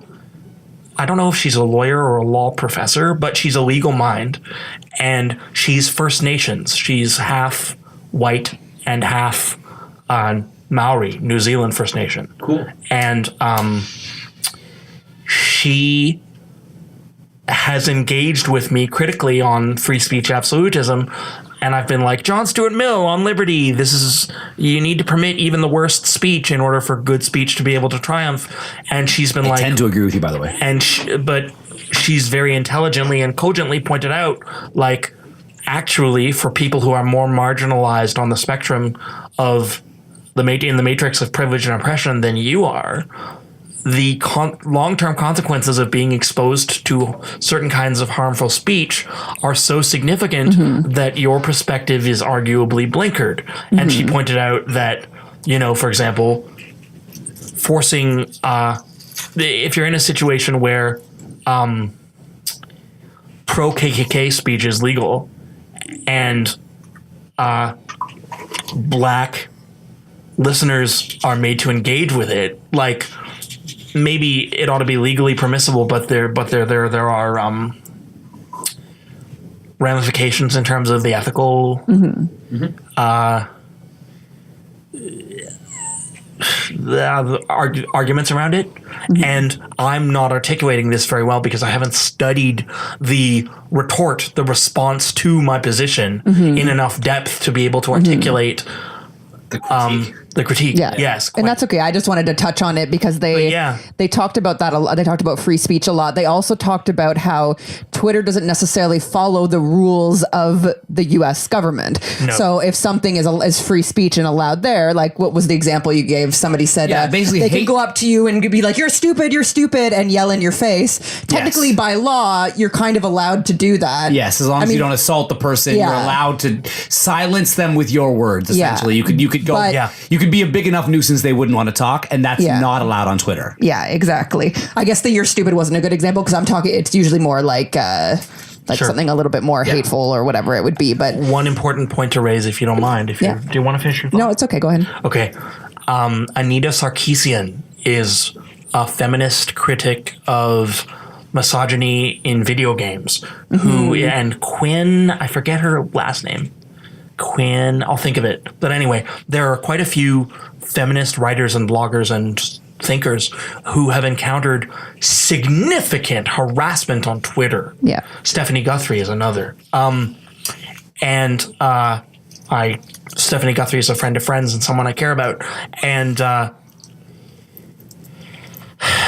I think there's a case to be made that abridging the freedom of internet hate mongers to speak makes sense in the context of the very real endangerment of the lives of these women. We agree, actually. Yeah. I think saying the endangerment of the lives too isn't even necessarily the what would be the word, like the norm, because it's making it so that the platform is not enjoyable to them. Do you know what I mean? Yes. So like, should these women not be able to enjoy their pastime of playing video games just as much as men would when they're constantly being bombarded with the harassment? You know what I mean? It's like, hindering somebody else's enjoyment of a thing they have equal right to enjoy. And the reality is in real life, and the internet does have different physics almost, in that those people wouldn't largely go yell in front of someone's house. Yeah. You know what I mean? Yeah, exactly. They wouldn't. And on Twitter, it's very easy to do. You can program a bot to do it. And you can't program bots of programmers in the real world. Bots of protesters in the real world. And so you can kind of be like, listen, if someone wants to come out and protest, they're allowed to say whatever they want. And I'm with that. I'm a staunch believer that the right ideas will win over time. I think history shows that over time, the right ideas tend to win. Not right politically. The right wing ideas will always prevail. The true, the correct, the authentic, the well thought out, the compassionate ideas win over time. Are you saying the famous quote that the moral arc of the universe bends towards justice? I think it does. Right. And I think sometimes so slowly that it's easy to even not see that that's the case. Yeah. But if you look at 100 years ago, and forward, it seems to be the way that moves. I think so too. But I would point out that it's a hotly contested contention. Alison Dorr, who was just here on the podcast, tells me constantly that I'm far too optimistic about the future. I mean, I have an essentially influenced primarily by the Baha'i faith, but also sent by the foundation of who I am on the level of the soul. I have a very positive view of human nature. The Baha'i faith says, regard human beings as minds rich in gems of inestimable value.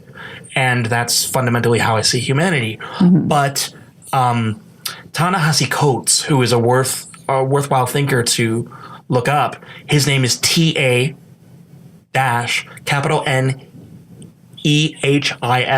and his surname is C-O-A-T-E-S.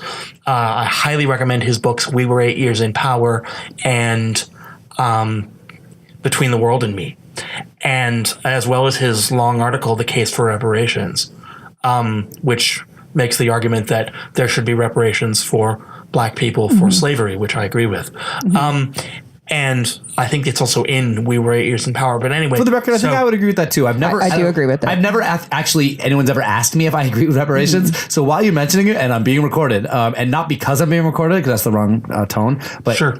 I think I would agree with that too. And I've not done a lot of reading about it, but that would be my position from where with my knowledge base I have now. I just made that point because he's just interesting and fascinating and wonderful. But the reason I brought him up is because he disagrees sharply with Dr. King.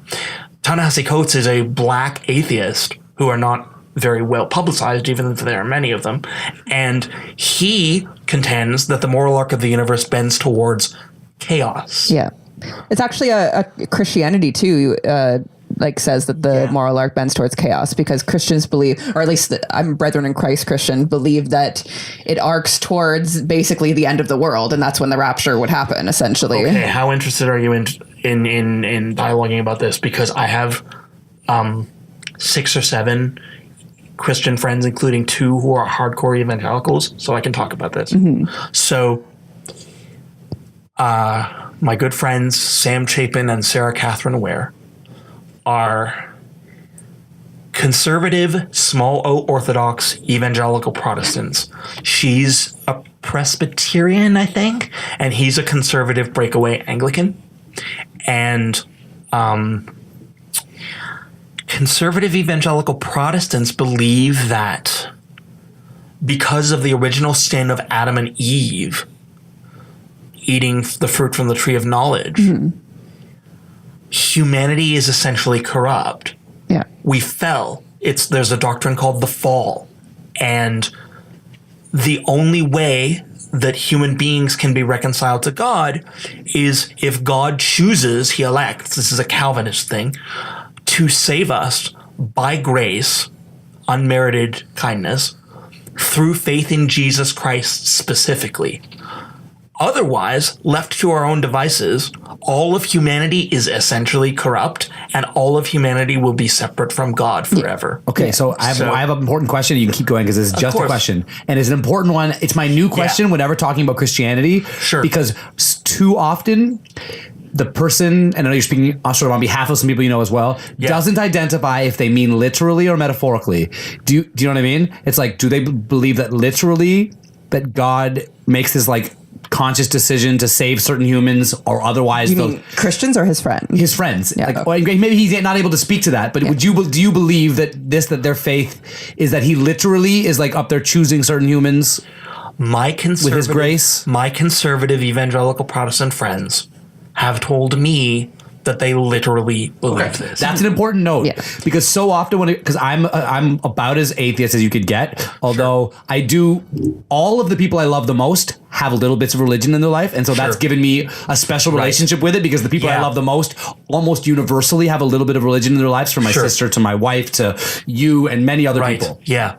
I was just with one of my best friends, Crystal, yesterday, and she still attends church into her 30s. And so it's I'm surrounded by people who have a relationship with God in various ways. Yeah. But in saying that, so often when I'm talking to another atheist, or when I'm listening to a podcast where a scientist is talking about it, they say that many of these people mean metaphorically. And it's I don't think so. I think a lot of the time they mean literally. And so I think it's not even, I don't even say that with a cynical face so much as it's good to put that benchmark down that we're talking about literally. Many Christians, there's many don't. There's many don't. There's inevitably a spectrum of belief, knowledge, and fervor. Absolutely. Among, this is a quotation from Robert Spencer, who's a scholar of Islam, among religious believers. And you will find Christians who are very literalist and very orthodox and very conservative, and Christians who are very liberal. My other closest friend, Esther Townshend, she's Christian. She's an Anglican, but she's a liberal, a socialist, and a feminist. Cool. And believes in... Those are my faves. Universal salvation, and believes in the universal siblinghood of humanity under the parenthood of God, and a lot of the things that I believe as a Baha'i. But she doesn't believe in the Bible as a literal... No. She believes in it the way that I was taught as a Reconstructionist Jew growing up to regard the Torah, which is as a sort of compendium of folklore of people approaching and interpreting the divine over many centuries. Can I make a point about that I think you've set me up to make? And Sure. Is this. First of all, the difference between believing it's literal and believing it's metaphorical is bigger than the difference between the faiths to me almost.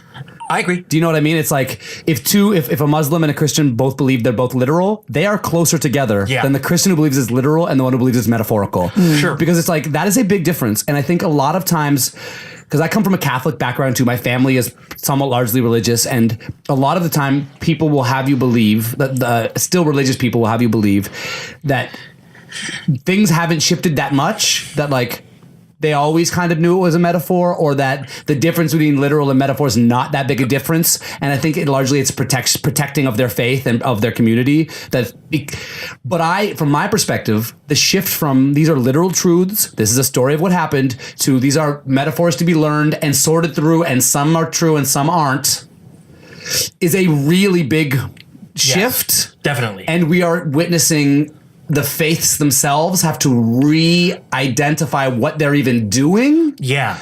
They're convulsing. And to me, it's a sign of the death of religion. And I'm not saying death is incomplete to zero, but from where it was the overarching power and knowledge spreader of the planet, it's like the first step of that is, well, we didn't mean literally. Yes. And then later it becomes, well, these were just stories to learn from. And of course, now you've got me, fam. Now I agree they're stories to learn from, but I came from a world where that was not what they told me. Right. I remember what y'all told me the first time, because I come from a Catholic church, and y'all told me this shit was literal. See, it's kind of interesting. Y'all changed your story. Yeah. And that's an important difference. My friend Sam went in the other direction. He went from Reconstructionist Judaism, which is very liberal and founded upon Deweyan naturalism, to conservative, hardcore, American-style Protestantism, Calvinist, the whole 9 yards. And Esther moved in the other direction. She was raised fairly conservative Presbyterian and became a liberal Anglican. I've done something kind of weird, because the Baha'i faith teaches that a lot of the things we think of as literal were actually metaphors all along, because that's part of how God works. And so, for example, things like the sonship, the Trinity, the end of the world, the idea that Prophet Muhammad is the seal of the prophets and the last These prophet. are the cornerstones of the religion. Yeah, like a lot of these things were strictly metaphorical, and they were designed by God as sort of tests for humanity to see if they had the spiritual insight to understand that a lot of the language was symbolic. So, and has the Baha'i faith always felt this way about these things? Yes. Or is that a recent development of the faith? It's orthodox and permanent. Cool. However, the Baha'i faith has its own laws, and its attitude to those laws is very literal and adamantine, and in my perspective, to a degree, fundamentalist. So I myself am not currently enrolled as a Baha'i, even though on a fundamental level my very bones and my soul and spirit are Baha'i, because, for example, one of the leaders who inherited the leadership of the faith after Baha'u'llah and his son Abdul-Baha died declared that homosexuality was illegal. Wow, yeah. And that's just always going to be wrong, in my opinion. Yeah. And so trans Baha'is can get married to someone of the opposite sex, but gay Baha'is can't get married. And I'm part of an online LGBTQ Baha'i allies group. Yeah. That fights against these sort of harmful interpretations of the text. How do you reconcile that? Do you reconcile it as that the wrong person got into power? Like how does your brain make sense of that this is the religion you should continue to follow? And by the way, this is such an interesting topic for me. I go another hour on this. Your brain goes, you know what, this is, because you believe it, like you said, with your bones, with your soul, and yet, and this goes for Jess in some ways too, in that for sure. There's some things about at the core of the faith that you're like, well, that's wrong. My knowledge, not just what you believe, because I think understanding that love is love goes deeper than just like a left leaning opinion. It's just like, no, that's how the world works. Agreed. It's there's the difference between you two loving each other, us loving each other, or like the three of us choosing to be in a marriage. From a universal, That would be lit. By that would the be great, way. by the way. But from a universal perspective, are the exact same. Yeah. Right. Now we're talking about the ability to make children. Some of that's a bit different, but I think that's the religion doesn't go to just that, because if every religious book just said, well, two of the same gender aren't able to make children, and that's not preferred, I would kind of be like, well, they're not wrong from a historical perspective. Sure. But they go a little bit further than that It's usually, really right? fucked up. And because I am good friends with these two really conservative evangelical Christians, I'm familiar with the conservative Christian critique of homosexuality and why it's considered improperly ordered. So how do you reconcile it and stay a part of the faith that you're in, knowing what they believe? The short answer is, well, first of all, I'm not a Christian. No, but second of all, Baha'i has the same issue as it has similar issues. Yes. The short answer is, I mean, I don't really reconcile it. I de-enrolled because I was like, there's no way that I can remain faithful and not speak out about this issue. It's just always going to be a problem.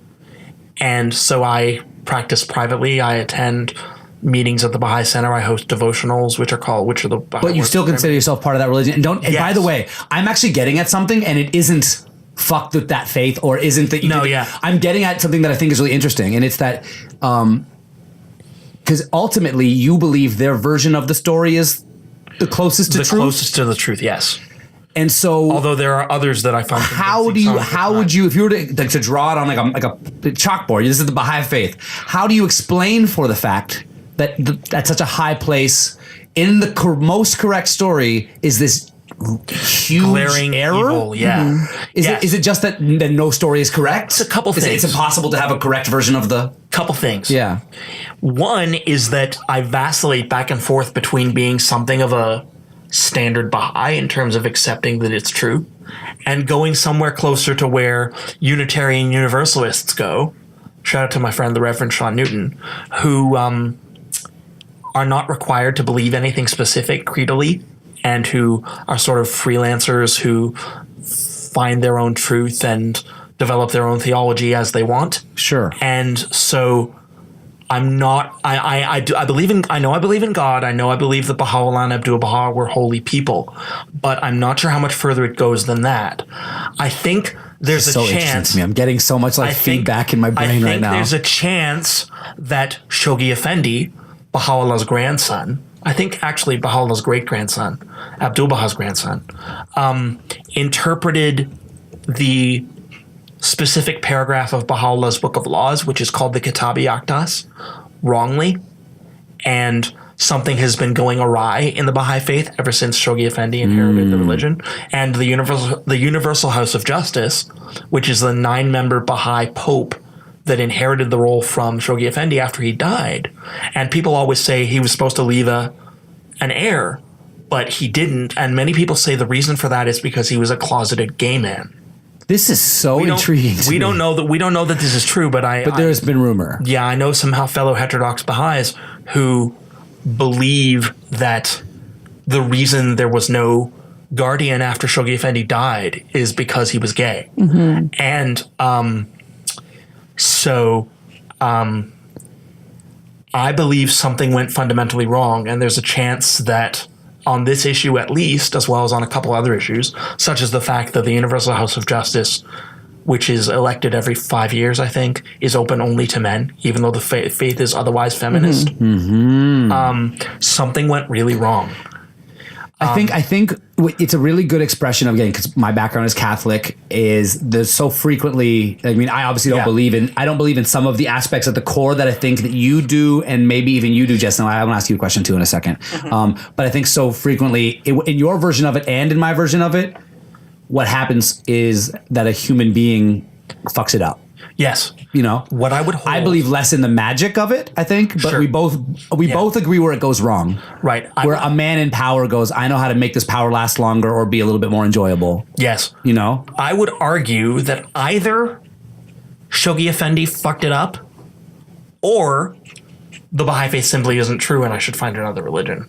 There's a big gambit between those two areas. The reason why I still identify myself as a Baha'i and sing Baha'i songs all day and all night is because Abdul Baha, Baha'u'llah's son, who lived from the years 1844 to 1921, is the central spiritual figure in my life. And I'll show you a picture of him someday. He's this beautiful, I would like to see it, actually. Santa-looking Persian sage, and he lived a saintly and holy life and officiated at the first interracial marriage in the history of the United States, and did a lot of anti-poverty work, and that sounds like a good guy. Went around the world teaching love and the brotherhood of humanity under the family of God, and he said the most rapturous things about love. Love is heaven's kindly light, the Holy Spirit's eternal breath. Take us to church. Which vivifieth the human soul. Love is the vital bond inherent in the realities of things, the living link that uniteth God with man, that assureth the progress of every illumined soul. Love is the most great law which ruleth this mighty and heavenly cycle, the supreme magnetic force. So beautiful. Abdul Baha wrote a lot about love, like a lot. There's a great volume of material about this. And like right now I'm experiencing in my body a positive reaction to this because I ascend to heights of rapturous spiritual ecstasy when I even think about Abdul Baha. Wow. So that's nice. For whatever reason, he's my guy, even if his grandson got everything wrong. Totally. And his father, I actually really respect that because that's even from an atheist perspective, it's easy for me to wrap my mind around that there are special people who accomplish a lot on the emotional and for me, the words emotional and spiritual are closer together than I think that they are for some other people. For that side of humanity, there are people who move that ball forward more than the rest of us do. And as somebody who is very legacy driven, and I'm not quite one of these guys, but I definitely want to leave things better and hope that the people that I touched have more truth in their lives than if they hadn't.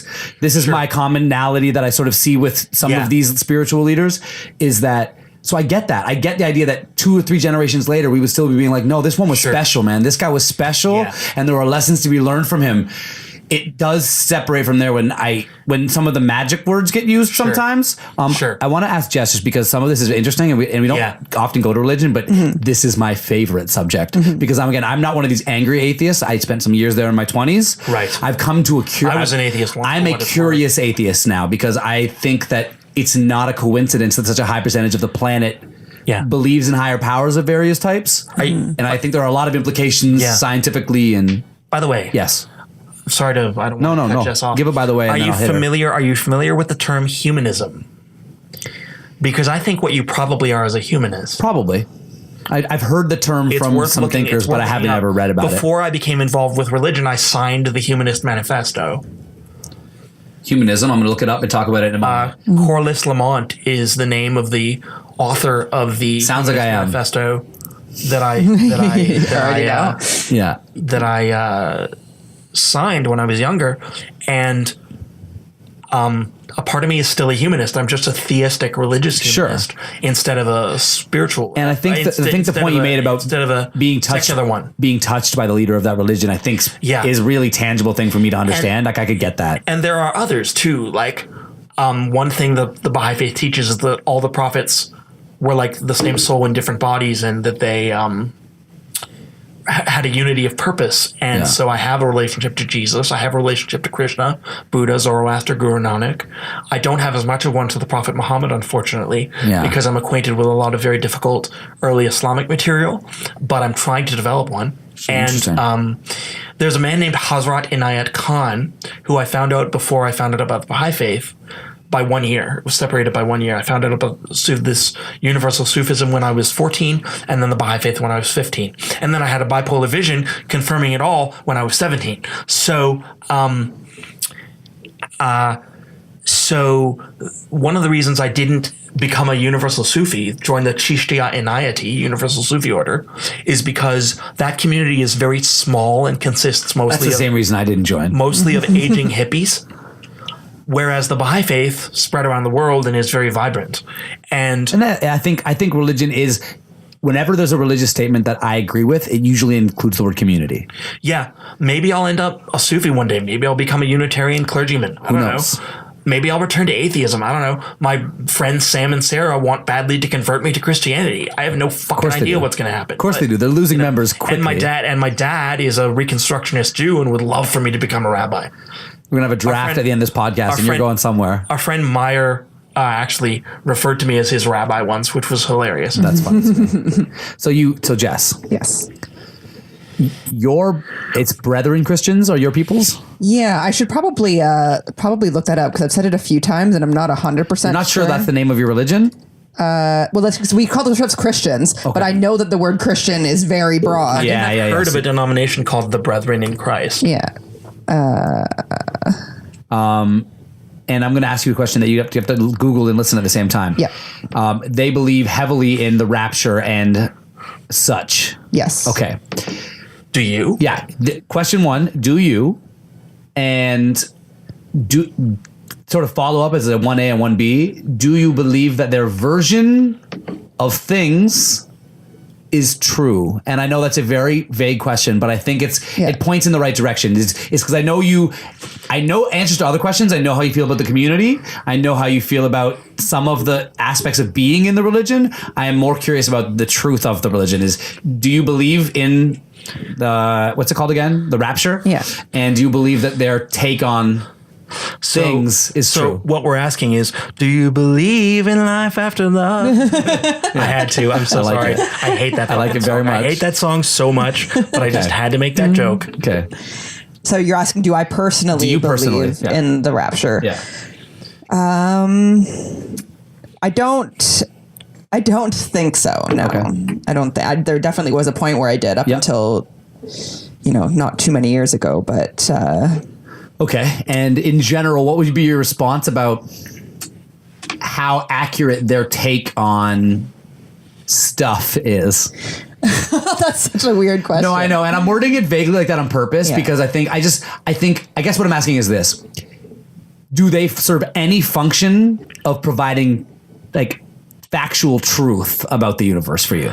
Yes. So basically the Christian that I was raised as, the message it's kind of like a born again Christian thing, which a lot of people know what that is. It's when you ask for forgiveness, admit to your faults, kind of give yourself up to God in the sense that like, I couldn't do this on my own. I need you, and I need forgiveness, and I need like a cleansing essentially. Sure. So that has always been very beneficial to me in my life, and just like the way that I kind of go through life and the way I treat other people and all these things is just that like I'm imperfect, and to me like there's something like magical, I guess isn't the right word, about being able to admit that, just to be like God doesn't expect me to be perfect. He knows I'm not perfect, all these things, and that I can't. It's almost like a release of control, because it's like I can't through my own means be this perfect person, and then when I die I'm just like I'm good, you know what I mean? It's just like, no, it's like that's kind of out of your hands, and you have to like have like this cleansing process of realizing that in order to and again I have to ask, do you mean afterlife. It's like a therapeutic process, or that literally these things are out of your hands and then someone else is doing them? Because I actually understand the therapeuticness of going, it's not all in my control. I'm with you until the minute you go, oh, I mean literally that there is this power that is doing what have I said that doesn't make sense literally yet? Because nothing really... this idea that you're not in control, that there's something bigger than you moving the chess pieces on the board. Yeah, so I think I believe that literally. Okay. Yeah. So both of you believe there is a literal. So and let me identify what the parts of God that I would like to know if you mean are literal. Okay, that there's this being. So it's like it is a encompassed being of some sort. Yeah. Whether you see it or not, I don't know. I don't fucking know that shit. Yeah. But it's an encompassed being who has the ability to move its gaze. So maybe sometimes it's looking at the Middle East, or maybe within this is still it sees everywhere. Yeah, it sees everywhere. But that it's acting in waves in certain places. Do you see what I mean? How there's this like control? Yes. In this version of it, there's an infinite intelligence. And it's over here, it's going, I'm going to do a little bit of this. Let me rephrase. That's not how I picture God, where he's like doing all the things. How do you picture it? It's more so as control as far as like the afterlife, because it's like, I don't how do you picture God the being? God is watching over, but I don't think God is being like bomb in the Middle East and like, you know what I mean? So how do you picture the being of God? Like, I don't picture him as like a man. Like he just is. But how would you describe it if you were trying to describe it to your daughter or something? Just like it's okay. It's like the Google that you say, hey Google, can you turn on the TV in our living room? Yeah. That's God. But essentially, he's just like always listening, and I'm like, hey God. So if you were to draw a picture of where God is, and you had to draw him somewhere, yeah. Where would you draw him? I know what you're going to say. Are you picturing him in the clouds? No, because I would also accept, for example, you drawing it like an atmosphere around the globe, and I would allow that to be your definition of where God is. An atmosphere around the expanding universe, sure. Yeah. Okay. So do you believe that he is spending just as much time on some other planet out there talking to them about their needs? That's why I said, so we had a scientist on the podcast recently. Yeah. That is why I said that if you believe that we're the only ones here and that there might be life on other planets, like microbes and stuff, but like you believe there's no other intelligent life like us on other planets. Most scientists believe there is. Okay, so let's say you didn't. Let's say you believe we're the only ones. That to me, God makes so much more sense because it's just like we're everything. Yes, we're all of existence. Do you know what I mean? But I would still side with we're just the first. But I know what you mean. So if there are other planets with other intelligent life that exist, then that does raise questions for me. Yes. And if I ever were to mathematically, so if aliens come to our planet one day, my faith is definitely being questioned. Mathematically. I would say a vast majority of scientists who have weighed in on the subject have said the odds that there is more intelligent life in the universe somewhere is like infinitely high. Yeah. It's a very high odds. So let's for a moment presume that they're not all wrong and that the mathematicians aren't just pulling shit out of their asses. If they're right, and again I say draw the God on the map, is he just wrapped around the entire universe? And if so, is he also having the same relationship with aliens in other places that he has here? Does that all ring true for you, or does that sound like crazy? Mm-hmm. I'll let you answer that because I've already kind of given my. Sorry, I know. No, it's okay. But this is really fucking interesting. There's a lot going on here. Unpack it, baby. There's many strands upon which I want to pick up. The first thing I want to do is circle back to the question of I can't make it on my own. Yeah, I can't make it home. You need Devin the dude. Who I met in Czech Republic. I will be jealous of you forever and ever and ever. Very, very nice. I still resent that you did not specifically tell him that the Mighty Rhino loves him. Very, very nice. Anyway, continue. I would do anything to fucking just hang out with Devin for 30 minutes or get a feature. He likes flying drones. That's his biggest favorite thing. I want to get a feature from that guy so bad. In fact, I have a song called Thank You God So Very Much for Creating Marijuana. Get back on subject. Which I want him specifically. We need to do this. But anyway, we're fucking locked in right now. Let's do this. Okay, so on the question of not being able to make it alone. Yes. This is a key thing about Christianity in particular. The idea that humanity is essentially sinful or fallen or corrupt in some way, such that we cannot possibly reconcile ourselves to God. And we have to rely on God, his unmerited grace, this is what grace is, to us by allowing ourselves to be allowing us to be reconciled to him. And usually Christians will say it's through the specific person of Jesus Christ, his sacrifice on the cross. You have to be washed in his sin covering blood. He is the substitutionary atonement for the sins of humankind, and only through faith in Christ can you be reconciled to God. I'm not a Christian. I don't believe that. The Baha'i faith teaches that heaven and hell were sort of like, they exist, but you get there gradually, and it's sort of a question of development over the course of many thousands of years in the afterlife, and you can get closer to God or move further away from God based on the kindness in your heart, the way you live, the goodness of your deeds. In the afterlife or in your life on earth? Oh, both. Okay. The Baha'i faith teaches that the afterlife is a series of new challenges, unlike our life on earth. Interesting. That we're ever learning how to become more virtuous, more noble, more wonderful in the afterlife. And that It's not dependent upon a specific religious label. It's a good idea in the Baha'i schema if you become a Baha'i, because relating back to the end of the world, the Baha'i faith teaches that the world is never going to literally end.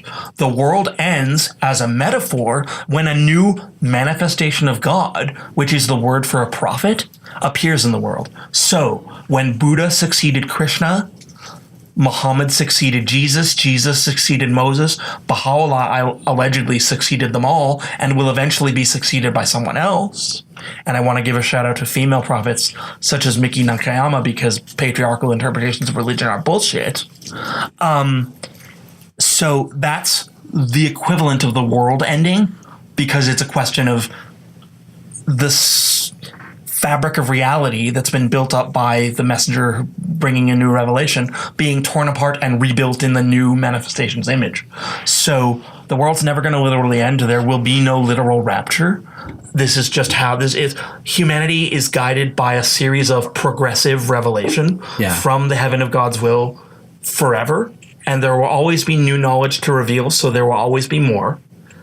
God will keep sending manifestations of God. There will never be a final one. Baha'u'llah is not the last one. He's just the one who has the teachings that are most appropriate and most suited and adapted for the age in which we live now. Okay. So I want to get to your point about aliens. Yes, go. Baha'u'llah has stated that there is life on other planets. And there is a Catholic bishop, I don't know his name, but he was asked about this once, and he said something, I think, rather profound if you take it seriously. He said, "The extraterrestrial is my brother." And that's my attitude. I don't happen to personally think it's likely that intelligent life is out there, because I think it probably would have found us by now. And the Baha'i faith does teach that the human soul has always been distinct, and that even though evolution was a thing and there were Neanderthals and all that, the human soul has always been designed to have a unique and special relationship to God. Do you know that there were 3 or 4 other kinds of humans that lived as recently as a few hundred years ago? Yes. So, or at least I may not know it, but I'm not contesting it. It's just very easy for us to, and that this sounds more like argumentative, I don't mean to it. It's just very easy to be like, there's animals and then humans. But that line, it's a lot less black and white and a lot more shades of gray up to the white human. I'm with you on the shades of gray. So at a certain point also, it's like, where did the souls start? You know what I mean? If you go from like, frogs, and then you move up, and then eventually you get to the Neanderthals, and then you get to the pig. There were these species of like little people on a couple of islands that weren't human, but were a parallel species that evolved from other. And it's like, where do the souls start? It feels a little bit. There's a word I'm looking for, where it's like chosen, like, hey, I want to say it as least scientifically as possible, like willy-nilly. These guys get it, these guys don't. And that's why a lot of Christians don't subscribe to evolution, is because it is a hard thing to explain. But that's proven. They've found what's it called? Like evidence of these other lines of evolution that humans basically murdered. Like we went to war with the Neanderthals. We went to war with all of the other lines of the human tree that came from other types of apes. And we won. I would say 2 things to this. One is that the Baha'i faith teaches that there have always been manifestations of God going way, way back into prehistory, and we just don't know their names. And because the project of God helping humanity develop spiritually it's eternal and ongoing ever since the creation of humankind. So, and that includes all pre-human creatures, like other kinds of human being. So for millions of years, God was here just waiting for us, kind of. Yeah, but also like there was spiritual ferment among the Neanderthals that we don't understand or know about. So there was like a spark of a soul in those early beings, and I believe they had souls, period. And I also believe that animals have souls, which I can't easily reconcile with the fact, non-human animals, I should say, because we're animals too. I can't easily reconcile with the fact that I eat meat, which I do because I just love the taste of meat, which I think is a sin. I'm wrong, but it's never going to change. You're such an interesting mix, because even you having spent some time being an atheist, I can literally I can almost could film this interview and then as an overlay map when you're speaking in factual truths and then you step over the line and you step into this like I don't even know like theological magic territory where you're just like, oh, well, I believe this, which I can't reconcile with any of this factual stuff over here. There's definitely an element of magical thinking to my worldview, and it does me no good to deny it. Yeah, I appreciate you saying so. No, I agree. Because I think.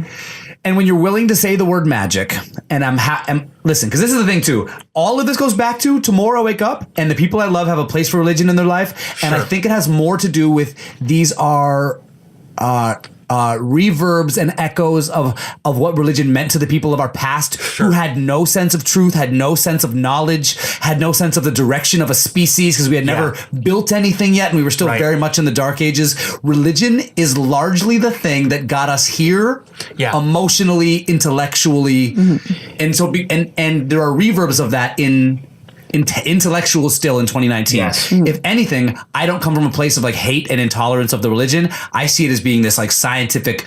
In the future, they're going to write novels, if they even have novels, about it, about the way that this myth that was not actually true in any way is the reason we got here. Yeah. It was the structure of which we built society around. There's something evolutionary that does lead us towards having a relationship to or conceiving of a spiritual dimension to reality. And it is beautiful. And I think it's going to continue to echo when we start to build actual paradises and when we build actual through technology. It's like, I think that you cannot overstate the significance religion had. And in saying all of that, there is an important sentence, and it's that it's not true. Right. And I think it's all day long, I would even go to a church because it's all interesting to me. I like to see the way in which people use their fears about afterlife and the best things about community to come together in this, what feels kind of like a safety net. I look at religion largely like a safety net for people.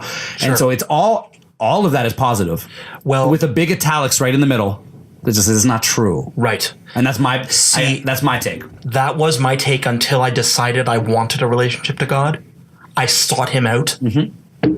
I guess you could argue that he came to me, but I decided I wanted a relationship to a personal being who was out there in the universe. And music played a big part in that. I was listening to Scarface, Witch Doctor, Mos Def, Brother Ali, Curtis Mayfield, Marvin Gaye, these very religious, the Dixie Hummingbirds, all these religious artists who spoke about having very passionate personal relationships to God. I was like, I wonder what that would be like.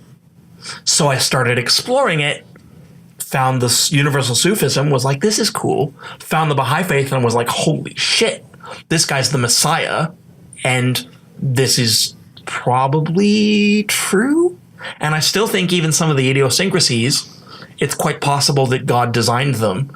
I just am forced, like the great Yiddish poet Isaac Bashevis Singer, to disagree with God on certain things, which is weird because allegedly God gave me the mind with which I'm able to think. But I think if some of the things in the Baha'i faith were ordained by God, I just have to disagree with God permanently. And that I don't care if that retards my station in the afterlife because I'll just make do. One of the things that you do so well is articulate your own thought processes and and I think you're more honest about it than many of the religious people I know, where you say, I think I decided what I wanted was a relationship with God. I saw the way that people seem to feel who have one. Yeah. And so I pursued that. And that's really not a comment on if it's real or not real, right? That's sort of separate from that point. Yeah.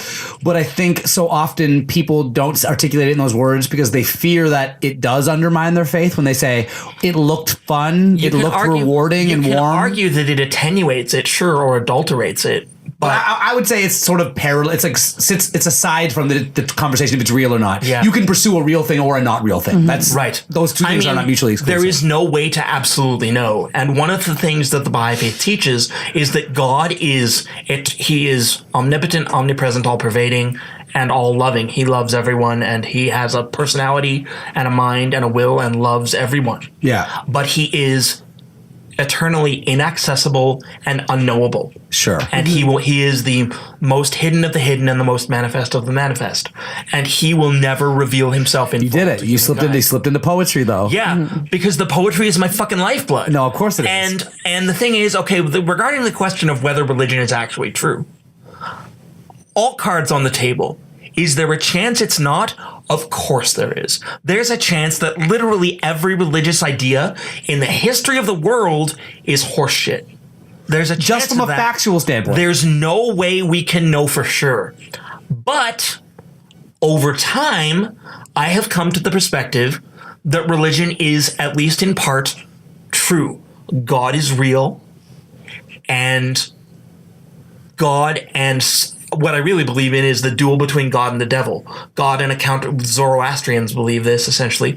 The Baha'i faith doesn't teach the existence of Satan, but you believe in a literal Satan? Yes. Okay.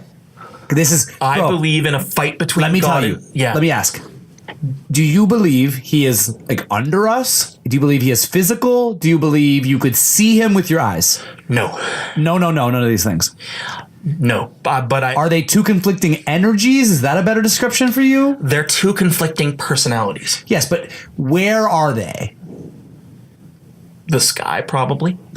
It's so weird and fun to ask. Yeah, seriously. Because I understand the concept. I actually believe and if I this let now. you, and I don't want to let you, but go off for 10 minutes on the poetry of the conflict and why. Yeah. I'm with you on that and how that explains the complexity of. I get that. Sure. But then I go. We had Tim Blay on here recently. His podcast is not out yet for the people, but by the time you listen to this, it will be. And he is such like a profound mind, and he has a background in religion. But essentially, what happened is he became one of Canada's great thinkers scientifically, right? And grew out of his religion. I'm paraphrasing and speaking for him a little bit. Blais, Blais. Blais. Yeah, he goes by a cappella science. He's incredible, like 7-part harmonies, and explains. Oh hell yeah! That sounds dope as scientific concepts to people. That He's sounds amazing. dope as You would shit. love it. I'm gonna send you a link tonight after the podcast. But he's a great example of one of these people who comes from a place of great faith in his childhood, and essentially he becomes a great mind. At somewhere in there, he realizes that there's no actual factual truth in all of that. And so now I'm going to send you his information for Facebook, because he right now on the internet is having a conversation with his many friends of faith to ask them to explain their faith without using any biblical words. And to watch people try to do that is using biblical words. You cannot use biblical words. Oh. So try to explain who God is, and it's kind of very similar to my questions I'm asking now. Use real words that aren't in the Bible to explain who he is, where he is, what he is, and it's very interesting and difficult to do. And I think you would appreciate that I would probably conversation. have difficulty with that. I have to acknowledge, I think it's fundamentally important to acknowledge that my relationship to science is adulterated by my religious faith, which is not to say that I don't care about science. I value it a great deal. But it does sort of mean that I I know it's not true, because you know that science is about what's true. Science is literally about how you find out what's true. Yeah. Yes. But so I would say that also science is about please. how I do wanna know your perspective. how you find out what's true based on what we're able as humans to find out. Yeah. So could you not then say that spirituality and God are something completely unattainable? Like you were saying, it's completely unattainable to us. Yeah. You know what I mean? I wanna Like introduce we some can't phrases to the figure out discussion. what it But is. so let me come back to you, Rhino. Yeah. Of course. Yes, Jess, I totally agree. I absolutely agree that that's possible. And if the average person, or even a significant percentage at all of religious people's perspective on God was this, that there's something that exists on an outer layer to our existence that's tough, difficult for to know, and it's simply the origin of life. I think science would borderline that maps to my scientific model. Many scientists are deists. Yeah, where it's like it's possible that there's a layer above this that we can't measure, or before the Big Bang that we can't measure, et cetera, et cetera. But that's not the take of most religious texts. The take of most religious texts is they have rules about who you can fuck and marry and how you can navigate possessions. Okay. And so the problem is not with the first thing I just said, because I believe we all agree with that first thing I just said. Sure. And most atheists will at least give you, okay, maybe on that. Yeah. But on all the other stuff, Yeah. where there are any other rules of how you live your life, and talks about angels or talks about a devil, none of that maps to the first thing I said. Sure, that's true. Because it's sort of like somebody just said, hey, I know what that next higher layer is. Right. I think it's way more realistic that a really intelligent man from whatever year, let's say this is like 3,000 years ago or whatever, the first person, whoever it is, at some point there was a first human who wrote a religious text, an explanation of life. Sure. We don't know who it is. At some point there was a first person who wrote a religious text. I think it's way more likely that that person, as a philosophical thinker, realized the potential there was a higher layer, he's one of the first humans to think like, Sure. oh well, something could kind of be above this philosophically that like made us and controls us the way that we control our animals or whatever it is. Yeah. He has this first profound, it's quite a big thought if you think about it for whatever year this is. So it's way more likely that the power of that thought would be so inspiring that he exists, then they must exist. Sure. Because now that I've theorized that they could exist, they must exist. And not only must they exist, he benefits if they exist. Because he's going to be the guy to write the book. Sure. To me, all of this maps to science and psychology. We know people like this. Right. You know what I mean? But the other version maps to nothing I've ever seen. Sure. Well, you know what I mean? I would say a few things to this. I'm yelling. I don't mean to. I'm actually really enjoying this. Yeah, That's where the yelling comes from. You're just being illy. Okay, I have a few things to say, and I need to get them out. So, the first thing I have to do is openly admit that my relationship to religion is entirely based on conjecture. I have no scientific or empirical proof whatsoever. There are people out there who will tout scientific proof for God, and I can give you the name of a very interesting one. I would like that very much. But I don't have any, and what I was saying about my relationship to science being adulterated, it's not that I don't love science on an intellectual level or care about it or want to see it progress in the world, but I am fundamentally, this is something I have to admit about myself, fundamentally incurious about it. Interesting. Especially by comparison to the endless hours I can spend reading about religion. It's really interesting. Biology, chemistry, and physics do not interest me. That's interesting because some of those things answer the very questions you look for in the other direction. Yeah. They do. And maybe if I had been more fascinated by science and less by English and the humanities and religion when I was it answers it for your brain, but it might not answer it for your heart. My heart. And that, she says with a smile because she knows there's a lot of bullshit in that statement. I disagree. No. Your heart. Okay, just so we're clear. Okay, again, let's continue to know when we're on the black side, the science side, or the white side, the poetry side. Your heart simply pumps blood through your body. Okay, well, I don't mean your literal organ. So be literal. Let's be literal for a second. I mean your the part of your brain that thinks about love and the part of your brain that, you know what I mean, is spiritual. Your soul. Yeah, I believe your soul. And this is something that I can't empirically document it. Yeah, of course. But I've always believed it. I even believed it's the only part of the body you can't prove. I even believed it when I was an atheist. Human beings have souls. That's my first t-shirt. And the soul is the only body part you can't find it, man. I am never. You can't prove it. You can't find it. Even if I had to deny God, I don't think I would ever stop believing that I have a soul. And what do you mean by soul? What does that mean? Is it a spirit, like an actual like airy white thing inside you? And I'm not even trying to make fun. Is it a part of your brain? I'll get to that in a second. Sorry, yeah. I also believe in the empirical, ontological, and epistemological reality of love. I think love is a real thing in the world. Like a tangible thing? I don't know for sure. But I think, like I said, I really do believe that love is the cause of the existence of the universe or the multiverse, as Jess had it earlier. And like, I'm probably never gonna back down from the view that this thing that we have, that I have with Esther, with Sam, with Diggs, with any of 50 other people I could mention to you who mean the world to me, there's something empirically real about it. It's not just emotion. But evolution can explain. That. No, but there's science to explain why relationships have a positive physical effect on people. Yeah, like that doesn't sit outside science. So that sits well within the part we agree. Fair enough. There's something about love, and there's something about what it means to be human. So once upon a time I'm still on OkCupid, the dating site, but once upon a time I was on OkCupid. Did I ever do that one? I can't remember. It's the best one in my opinion. I did plenty of fish once, although it's not great results. It's a shit show for women. But the women I find on OkCupid tend to be more interesting than the ones I find elsewhere.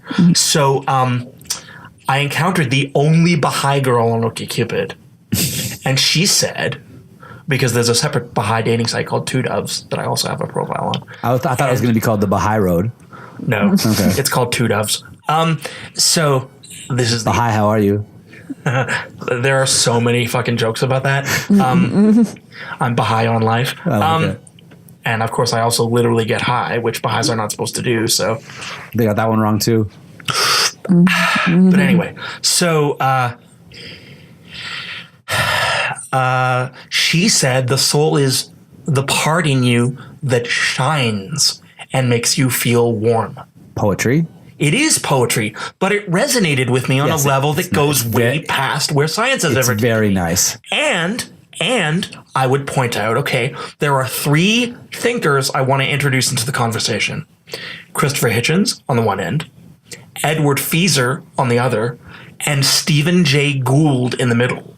Stephen Jay Gould is an interesting name to know because he coined the phrase non-overlapping magisteria to describe the relationship between science and religion and explain how they could be reconciled. Christopher Hitchens of blessed memory, although he said some terrible things along with many wonderful ones, articulated the idea that actually science and religion are overlapping magisteria and religion is total bullshit, and that all religions are different versions of the same untruth. Sounds like I sit on this side, I think. And that religion was humanity's first attempt at philosophy. Wow. Which means it has value in terms of studying it. Bro, this man had it. But this is all that true. It was resultantly our worst attempt because it was our first, and humanity has outgrown it completely. Wow. He also contends Profound truths. He also contends that even the great. I need to read this guy's work. I'm a fan. Christopher Hitchens. Yeah. Be advised that he was occasionally very racist and very sexist. Okay. But the majority of the things he said were absolutely stone cold brilliant. I don't happen to love his book, God Is Not Great. I think there are probably better atheist apologetics out there. But he's worth your time if you're interested in these matters. And there's tons of footage of him on YouTube. And he has the most magnificent plummy British accent. Actually, he pronounced the T. He was British. But he was an American citizen. And I can't do a good Christopher Hitchens. No, I like it. That hurts. It's good enough. But anyway, It was good enough for us. So he was one of the most prodigious, magnificent, brilliant minds. So eloquent, so articulate, so erudite. And he wrote Jeremiads Against Religion. And he was heavily invested in the critique of all religions. And Edward Feser is Feser. Edward Feser wrote a book critiquing Christopher Hitchens and his friends Daniel Dennett, Sam Harris, and what's the other fucking guy? Richard Dawkins. Yep. Making the case from the classical philosophy for religion and for the specific existence of the God who was believed in by Maimonides, St. Thomas Aquinas, and Averroes, who are sort of the great sages of Judaism, Christianity, and Islam.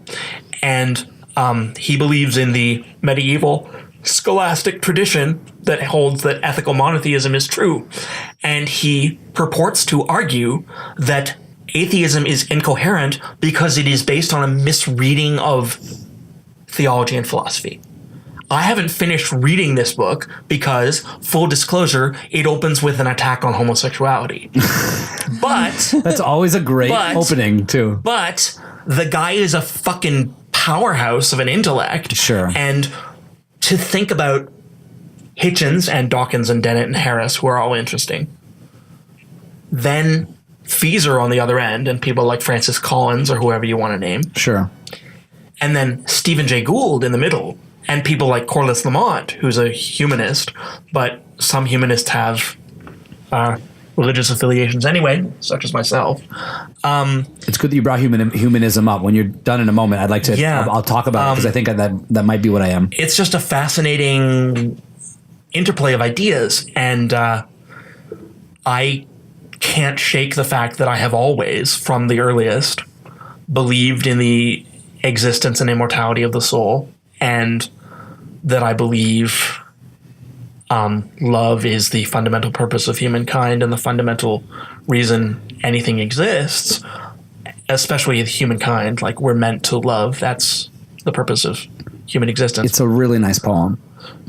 But anyway, I've always believed it. But anyway, so I'm never going to back down from those positions. I won't make you. Most likely. But I do like poking and asking, but I only do that because I feel so fiercely what I believe is probably the factual truth. I think philosophical truths are different, and there are spiritual truths, I guess. But the best rap song ever made about these ideas is called "Internal Organs."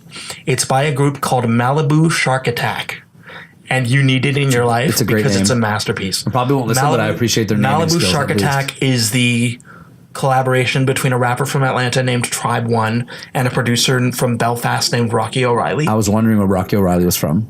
And Belfast. Just write that down. And Internal Organs by Malibu Shark Attack is one of the best rap songs ever made because it makes the atheist case in incredibly poetic and beautiful language.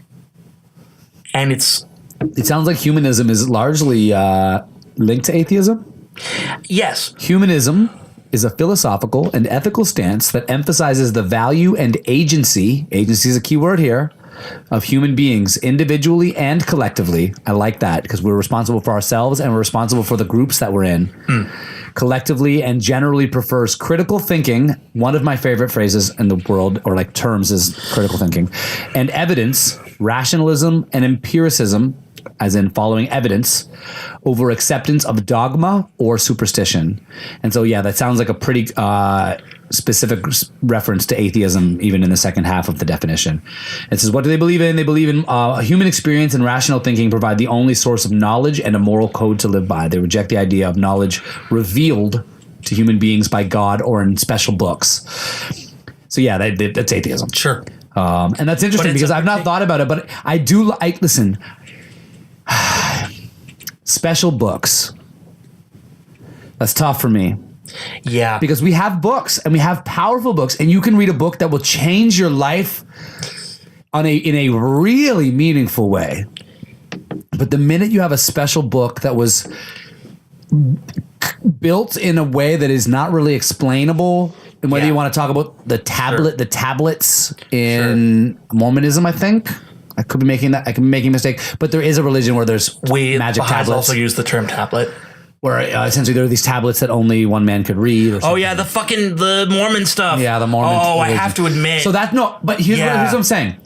I don't think Mormonism is true. That is, so yes, I'm glad you say that, because to immediately acknowledge, because the story is preposterous, therefore the religion is.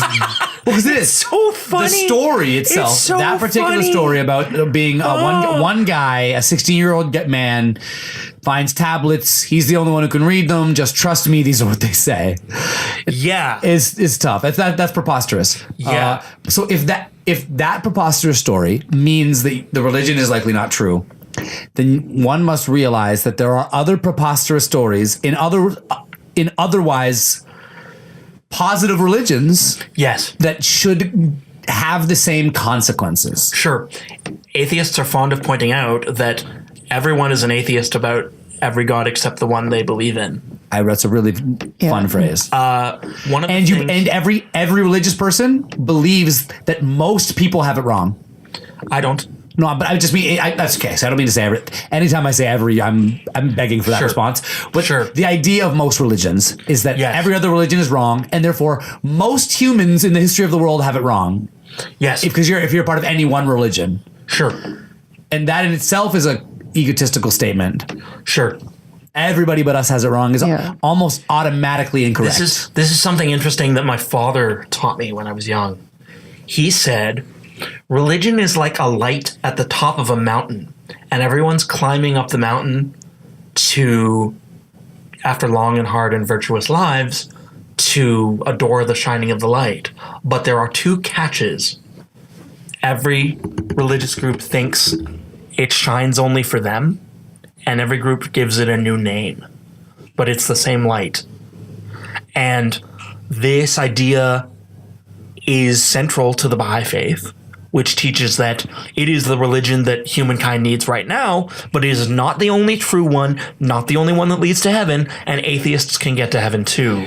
I would think that position would be a really great next step for the segment of the world that is responsible for how religious groups move. Because I think, again, if more religious people were speaking to me with the narrative of, listen, God is the light, the creator, and everybody is right. We all just look at it a little bit differently because of what we were taught as children. It's like that. Most atheists could wrap our minds around that, I think.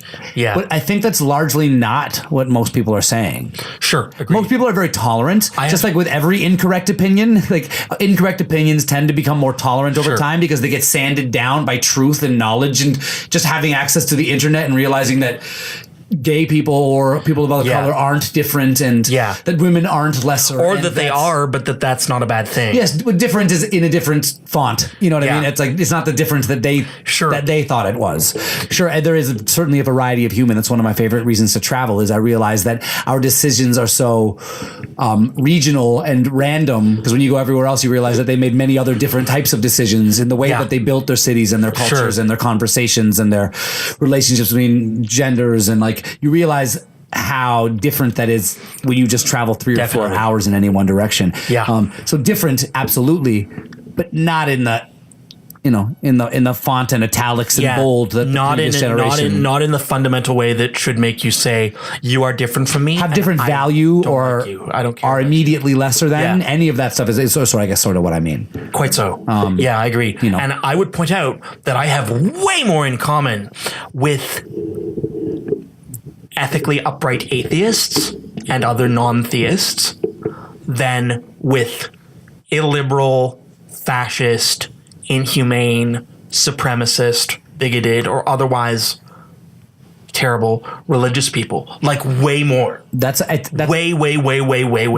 That's a really great note to kind of like bring this really rewarding religious talk down onto the runway because I think that is the common link here is that I believe that those stories are not true, that they provided a construct for society. You believe that there is a great deal more truth. And I think probably at 2 different levels you believe in the truth level of religion. I think Jess and I could have a meaningful talk of our own. Yeah, absolutely. And but the commonality, I think, where we all sit is that that's a conversation about origins and truth at a higher level. Yes. But here as Sam Harris always puts, even if you're talking about physics, there's this conversation about physics and then you got to pull the camera out and talk about the world you actually live in. Yeah. And that's the place that we largely all agree with. And all of my favorite religious people and myself agree with how to move in the literal world. Yes.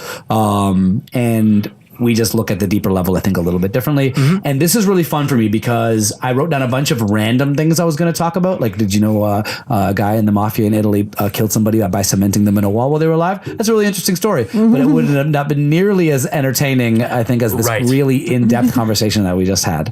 And so I thank you very much, Mr. Mighty Rhino. Dog, a great pleasure. I love you both. Absolute pleasure. We'll definitely have you back in the future and we'll dig.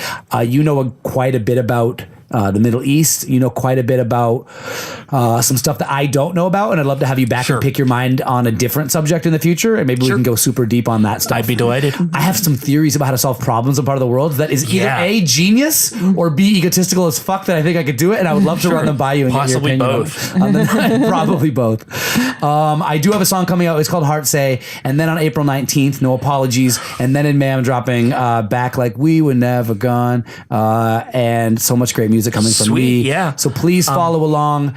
And we always say it at the beginning, if you're still listening right now, the greatest thing you can do for us is follow the podcast on the platform you listen. If you're an iTunes person, hit that 5 stars thing. Those little things help. There's reviews about us in the iTunes podcast store from people I don't know, and they're really nice. And so that's dope. I would love if more people did. Did you want to play the song I sent you? I did. And you know what? Even if I hadn't remembered what we were going to, I would have remembered that in the edit, but that's a good point. So which one do we want to play? Let's do this. Are we going to play the classic? Because I can only play one. The classic, which is Company Policy. And if not, we can still send people to listen. Or are we going to play the demo of the brand new cut that you sent me? Because I'm okay with either one. The new one? I enjoyed it severely. Severely is the wrong word. I enjoyed it. I don't think I heard it, did I? No, it's very, very potent and very well written. And you really walk a line in an interesting way that I thought was compelling. That's a hard call.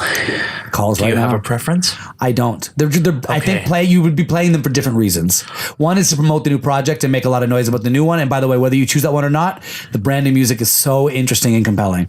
And Company Policy is a classic, which people can find already if they like. But which one would you like to play right now? On the one hand, Company Policy is more relevant to the discussion we've just been having. Sure. But on the other, I got new music coming out, motherfucker. So, I think I know what we're gonna play. So we're gonna play the brand new song. What's it called? Ain't Pushin'. Ain't Pushin', produced by Notion. Notion, Dog in the building. Listen, we love you, dog. We very rarely break the rule because we normally close with the theme song, but it's a real pleasure for me to break the rule whenever we've got somebody in who I actually get inspired by the music. And if you're one of the diehards who rides right to the end, this is the kind of song that a podcaster can really mess with, because lyrically you tell a very potent story. And my interpretation of it, Jess, by the way, because you haven't heard it yet, is essentially that a girl has been unkind to you. Yes? Would you like to know the story? Yeah, give me the story. Okay. Give me the story. So what happened? Okay, so Company Policy and Ain't Pushin' are sort of like in dialogue with each other. Okay. Because Company Policy, which I would urge anyone still listening to listen to, is about forgiving a girl who broke up with me and broke my heart. And it's probably the most emblematic of my worldview. It expresses who the Mighty Rhino is better than anything else I've ever done.